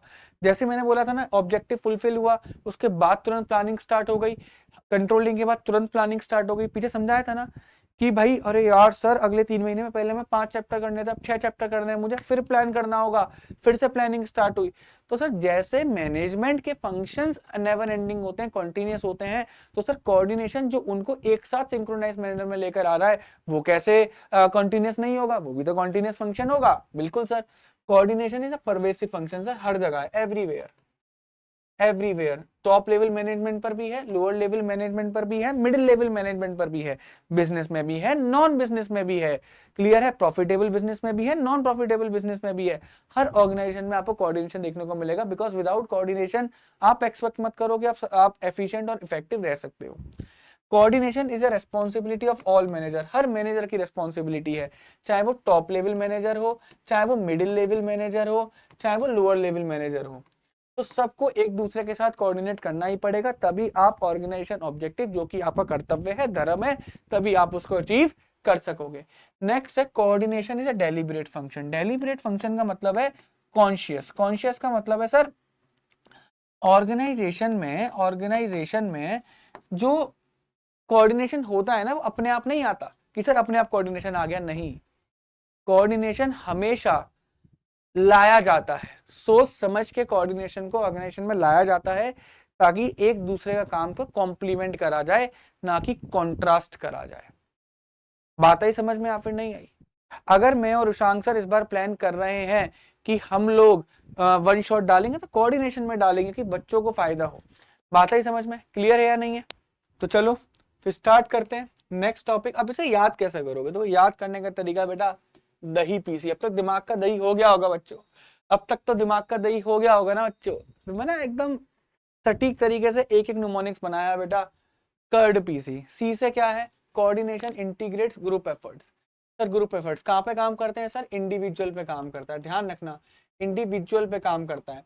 क्लियर है? यूनिटी ऑफ एफर्ट्स क्या है? Ensures no conflicting action. जैसे मैंने बोला, कॉन्फ्लिक्ट नहीं होना चाहिए, डिपार्टमेंट्स के बीच में कॉन्फ्लिक्ट नहीं होना चाहिए। सी से coordination integrate group effort, you से हो गया यूनिटी ऑफ एफर्ट्स, ठीक है। आर से हो गया आपका रेस्पॉन्सिबिलिटी ऑफ ऑल मैनेजर्स, कि टॉप लेवल की रेस्पॉन्सिबिलिटी है, मिडिल की है, लोअर लेवल रेस्पॉन्सिबिलिटी है, हर मैनेजर की रेस्पॉन्सिबिलिटी है।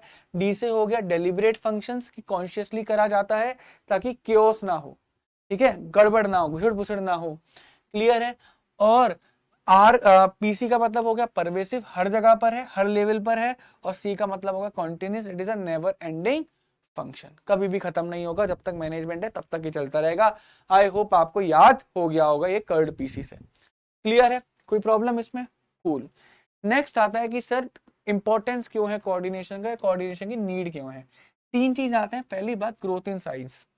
इसको ध्यान से समझो। देखो, एक ऑर्गेनाइजेशन जब अपने साइज में लार्जर होती चली जाती है, बिगर होती चली जाती है, लार्ज होती चली जाती है एक ऑर्गेनाइजेशन, तो उसके अंदर डिफरेंट डिपार्टमेंट्स आने स्टार्ट हो जाते हैं। डिफरेंट डिपार्टमेंट्स या डिविजन्स, डिफरेंट डिपार्टमेंट्स या डिविजन्स आने क्या हो जाते हैं? स्टार्ट हो जाते हैं। बात समझे? यानी कि जैसे जैसे एक ऑर्गेनाइजेशन बड़ी हो रही है, तो उसमें डिफरेंट डिफरेंट क्या आएंगे? डिपार्टमेंट्स आएंगे। डिफरेंट डिफरेंट क्या आएंगे? डिविजन्स आएंगे। तो सर जितने ज्यादा डिपार्टमेंट होंगे, डिवीजन होंगे, उतना ज्यादा केओस होने के चांसेस रह सकते हैं। केओस मतलब चीजें बिगड़ने के चांसेस हो सकते हैं, कॉन्फ्लिक्ट के चांस हो सकते हैं। तो जितना ज्यादा कॉन्फ्लिक्ट के चांसेस हो सकते हैं, उतना ही ज्यादा कोऑर्डिनेशन की नीड भी होगी। तो जैसे जैसे एक ऑर्गेनाइजेशन बढ़ता चला जाता है, कोऑर्डिनेशन की नीड भी उतनी ही ज्यादा इंक्रीज हो जाती है। 4 लोग काम कर रहे हैं, इतनी कोऑर्डिनेशन की नीड नहीं पड़ेगी, लेकिन जब 400 लोग काम करते हैं, तो कोऑर्डिनेशन की नीड उतनी ही ज्यादा इंक्रीज हो जाती है। समझे? दूसरा होता है फंक्शनल डिफरेंशिएशन। जैसे मैंने बोला, जब ऑर्गेनाइजेशन बड़ी हो जाती है, तो अलग अलग डिपार्टमेंट बन जाते हैं, कि सर फाइनेंस डिपार्टमेंट अलग है, प्रोडक्शन डिपार्टमेंट अलग है, जो मैंने अभी एग्जांपल दिया आपका वही वाला, कि मार्केटिंग डिपार्टमेंट अलग है, सेल्स डिपार्टमेंट अलग है। तो इससे आप क्या देख पा रहे हो, उससे आप देख पा रहे हो कि सर जब इतने अलग अलग डिपार्टमेंट है और सबके अलग अलग काम है और सब अपने अपने गोल्स को अचीव करने में लगे पड़े हैं, तो कोऑर्डिनेशन वहां पर ये करता है कि सबके गोल्स भी अचीव करवाएगा और साथ में ऑर्गेनाइजेशन के गोल भी अचीव करवाएगा। यानी कि कोऑर्डिनेशन किसी पर्टिकुलर डिपार्टमेंट पे फोकस नहीं करेगा, उसका काम ये होगा कि सारे डिपार्टमेंट मिलकर काम करें और ओवरऑल ऑब्जेक्टिव को अचीव करें, ना ही अपने पर्सनल ऑब्जेक्टिव के ऊपर फोकस करें। क्लियर है या नहीं क्लियर है? क्योंकि अलग अलग डिपार्टमेंट, ऑर्गेनाइजेशन बड़ा होगा, अलग अलग डिपार्टमेंट में डिवाइड होगा, कॉन्फ्लिक्ट के चांसेस उतने ही होंगे, तो वो फोकस इस बात पे देता है कि अलग अलग डिपार्टमेंट एक दूसरे के साथ कोऑर्डिनेशन में काम करें, ना कि लड़के काम करें। थर्ड होता है स्पेशलाइजेशन। तो देखो आप एक अच्छी ऑर्गेनाइजेशन में, बड़ी ऑर्गेनाइजेशन में स्पेशलाइज्ड एम्प्लॉयज हायर करते हो, स्पेशलाइज्ड एम्प्लॉयज हायर करते हो, जिनके साथ पता है प्रॉब्लम क्या होती है, जिनके साथ प्रॉब्लम ये होती है कि उनको अपने काम के बारे में बहुत अच्छी नॉलेज होती है और वो ये समझते हैं कि यार अगर वो नहीं चाहते, वो कहते हैं मैं अकेला काम करूं, मैं दूसरे के साथ कोऑर्डिनेशन में काम नहीं करना चाहता, तो बेसिकली समझते हैं कि मेरा काम बेस्ट है, आप इस तरीके समझो। तो भाई उस जगह पर एक खतरा रहता है कि यार अगर इसने किसी और के साथ कोऑर्डिनेट नहीं करा तो वहां पर फिर कोऑर्डिनेशन बीच में आता है। वो कहता है कि नहीं यार, एक मैनेजर आएगा, कोऑर्डिनेट करेगा, वो कहेगा मैं किस तरीके से स्पेशलाइज्ड लोगों के काम को अलाइन करूं, कि मैं कुछ इस तरीके से प्लानिंग करता हूं कि ये स्पेशलाइज्ड लोग जब काम करें तो इनका काम कॉन्फ्लिक्ट ना करे, आपस में टकराए ना, कि भैया मार्केटिंग मैनेजर ने एक बहुत बढ़िया स्ट्रेटेजी बनाई लेकिन उसके चक्कर में फाइनेंस डिपार्टमेंट का ऑब्जेक्टिव फुलफिल नहीं होगा, और जब फाइनेंस डिपार्टमेंट के ऊपर बजट का प्रॉब्लम आएगा तो प्रोडक्शन डिपार्टमेंट अपना काम ढंग से नहीं कर पाएगा, मतलब मैनेजर काम ढंग से नहीं कर पाएंगे। तो स्पेशलाइज मैनेजर जो होते हैं ना, जो स्पेशलाइज पर्सन होता है, वो हमेशा ये ध्यान में रखेंगे, मतलब मैनेजर ये ध्यान में रखेगा कि उनका काम अलाइंड कर दिया जाए। समझे या नहीं समझे? अलाइंड कर दो तो हमें और ज्यादा बेनिफिट होगा। तो कोऑर्डिनेशन ये भी काम करता है, तो 3 काम करेगा। तो बड़ी जब ऑर्गेनाइजेशन होगी तो उतने ज्यादा कियोस के चांसेस होते हैं, उसको रिमूव करता है। तो 4 लोगों में कोऑर्डिनेशन की नीड कम है, लेकिन 400 में बहुत ज्यादा है। ठीक है, वहीं पर जब बड़ी होती है तो अलग अलग डिपार्टमेंट्स बनते हैं, डिविजन्स बनते हैं, इसके चक्कर में अलग अलग काम होता है। जब अलग अलग काम होता है तो प्रॉब्लम क्रिएट होती है, तो उस प्रॉब्लम को सॉल्व करने के लिए फंक्शनल डिफरेंशिएशन का काम करता है कोऑर्डिनेशन। फिर स्पेशलाइजेशन में तो मैंने बताया ही। क्लियर है? चलो अब कुछ क्वेश्चंस की तरफ आगे बढ़ते हैं। क्वेश्चन नंबर 1 पढ़ो। Sir, Alphonso limited is achieving all its objective in an effective and efficient manner, कि भाई वो अपने सारे ऑब्जेक्टिव एफिशिएंट और इफेक्टिव मैनर में फुलफिल कर रहा है। ये इट है, it is earning enough revenue to cover cost, वो सर कॉस्ट कवर करने के लायक रेवेन्यू कमा रहा है और अपने रिस्क को भी कवर कर रहा है। यानी कि आज के टाइम पर वो इतना पैसा बना रहा है कि अपनी खर्चे निकाल पा रहा है। Now the company wants to increase the sale, अब कंपनी सेल्स इंक्रीज करना चाहती है, कैपिटल इन्वेस्टमेंट करना चाहती है, नंबर ऑफ एम्प्लॉयज चाहती है, नंबर ऑफ प्रोडक्ट्स ऑल्सो। यानी कि वो चाहती है कि मैं अपनी सेल्स इंक्रीज करूं, लोग इंक्रीज करूं, इन्वेस्टमेंट इंक्रीज करूं और प्रोडक्ट भी इंक्रीज करूं। सर वो क्या करना, wants to achieve. Sir want का मतलब फ्यूचर के बारे में नहीं कर रहा कि फ्यूचर में क्या करना चाह रहा है। कुछ बच्चे ना पता है यहाँ पर एक गलती करते हैं, कुछ बच्चों ने देखा कि कॉस्ट कवर हो रही है और जाके सर्वाइवल पे टिक कर दिया, जो कि गलत है, क्योंकि सर्वाइवल वाला फंक्शन तो वो ऑलरेडी अचीव कर चुका है। अब वो क्या अचीव करना चाहता है, अब वो क्या अचीव करना चाहता है, वो भैया ग्रोथ अचीव करना चाहता है कि मुझे और ब्रांचेस खोलनी है, और प्रोडक्ट खोलने हैं, ज्यादा एम्प्लॉयज चाहिए, सेल्स इंक्रीज करनी है। यही कीवर्ड मैंने लिखवाए भी थे पीछे, अगर आपको याद होगा तो। मैं बता रहा हूं फिर से, ऐसा वन शॉट नहीं मिलेगा, एक बार लिख दो बेटा, ओपी वन शॉट लिख दो सारे बच्चे। Next, the management of the bag manufacturing company has recently changed. Sir bag manufacturing company का जो मैनेजमेंट है वो अभी अभी बदल गया है, बदला है, मैनेजमेंट बदला है, जिसकी वजह से due to this an improvement can be felt. Sir एक इम्प्रूवमेंट हमें फील हुआ है in the way company functions, इस तरीके से कंपनी काम कर रही है। तो एक क्या हुआ, एक हमने क्या चेंज होता हुआ देखा, इम्प्रूवमेंट चेंज होता हुआ देखा, जिस तरीके से कंपनी काम कर रही है। Now targets are met according to the plan, target plan के अकॉर्डिंग मीट करे जा रहे हैं। पहले जो थी डेडलाइन, कभी भी डेडलाइन को इंपॉर्टेंस दिया ही नहीं जाता था। यानी कि सर मैनेजमेंट बदलने के बाद सब चीजें ठीक होने लगी, और ये चीज हम खाली फील कर पा रहे हैं, फील कर पा रहे हैं, ध्यान देते ना, फील कर पा रहे हैं। Now there is a orderliness, orderliness है, अब एक एक चीज मतलब प्रोसेस है, पहले केओस था, पहले घुसड़ पुसड़ थी in the organisation and the employers are happy and satisfied, और एम्प्लॉयर हैप्पी हैं और सेटिस्फाइड है। सर कौन सा कैरेक्टरिस्टिक ऑफ मैनेजमेंट यहाँ पर आया है? मेरे को एक बार मतलब फील करने का मतलब ना मैं देख सकता ना छू सकता, तो कहीं ना कहीं इंटेंजिबल फोर्स की तरफ नहीं जा रहा, बिल्कुल जा रहा है। तो डायनामिक का मतलब ये होता है कि अगर इन्वायरमेंट के अंदर चेंज आएगा, इन्वायरमेंट में चेंज आएगा तो मैनेजमेंट चेंज करेगा। तो सर इन्वायरमेंट में तो चेंज नहीं दिखा रहा, ये तो इसमें दिखा रहा है कि मैनेजमेंट चेंज आया और उसका इंपैक्ट कंपनी पे क्या पड़ा ये बता रहा है। इन्वायरमेंट की चेंज की वजह से मैनेजमेंट ने क्या चेंज करा ये नहीं बता रहा, तो ये वाला तो आंसर नहीं है। Management is a continuous process. Sir कहीं पर ऑब्जेक्टिव अचीव हुए हैं कि एक ऑब्जेक्टिव अचीव हुआ तो दूसरा स्टार्ट कर दिया, नहीं हुआ, ये भी नहीं आएगा। Sir management is a group activity, कहीं पर आपको इंटीग्रेशन दिखाई दे रहा है कि 2-4 लोगों का काम आपको इंटीग्रेट करते इकट्ठा करते दिखाई दे रहे हैं, नहीं कर रहे, तो ये भी नहीं होगा। फील कर रहे हैं ना, देख पा रहे हैं ना छू पा रहे, बस फील कर रहे हैं कि सब चीजें ठीक होने लगी हैं। क्यों होने लगी है? Because management is an intangible force. Neeraj is a director of Tulip Public School having 2000 students, 2000 students है। There are 2 headmaster, 2 headmaster हैं, senior classes and another for the junior classes। ठीक है, 2 headmaster हैं, headmaster 1, headmaster number 2। 50 teacher are under the supervision of the senior headmaster, यानी कि ये भाई साहब सीनियर हैं, इनके अंडर काम करते हैं 50 और ये जूनियर है, इनके अंडर काम करते हैं 60 teacher.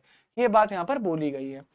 No teacher working under the supervision of the senior headmaster is happy and satisfied, which is affecting the result of the senior classes। यानी कि सर इनके अंदर जो टीचर काम करते हैं वो बहुत दुखी हैं। क्या है? दुखी हैं, हैप्पी नहीं है, सेटिस्फाइड नहीं है, कोई ना कोई कमी होगी।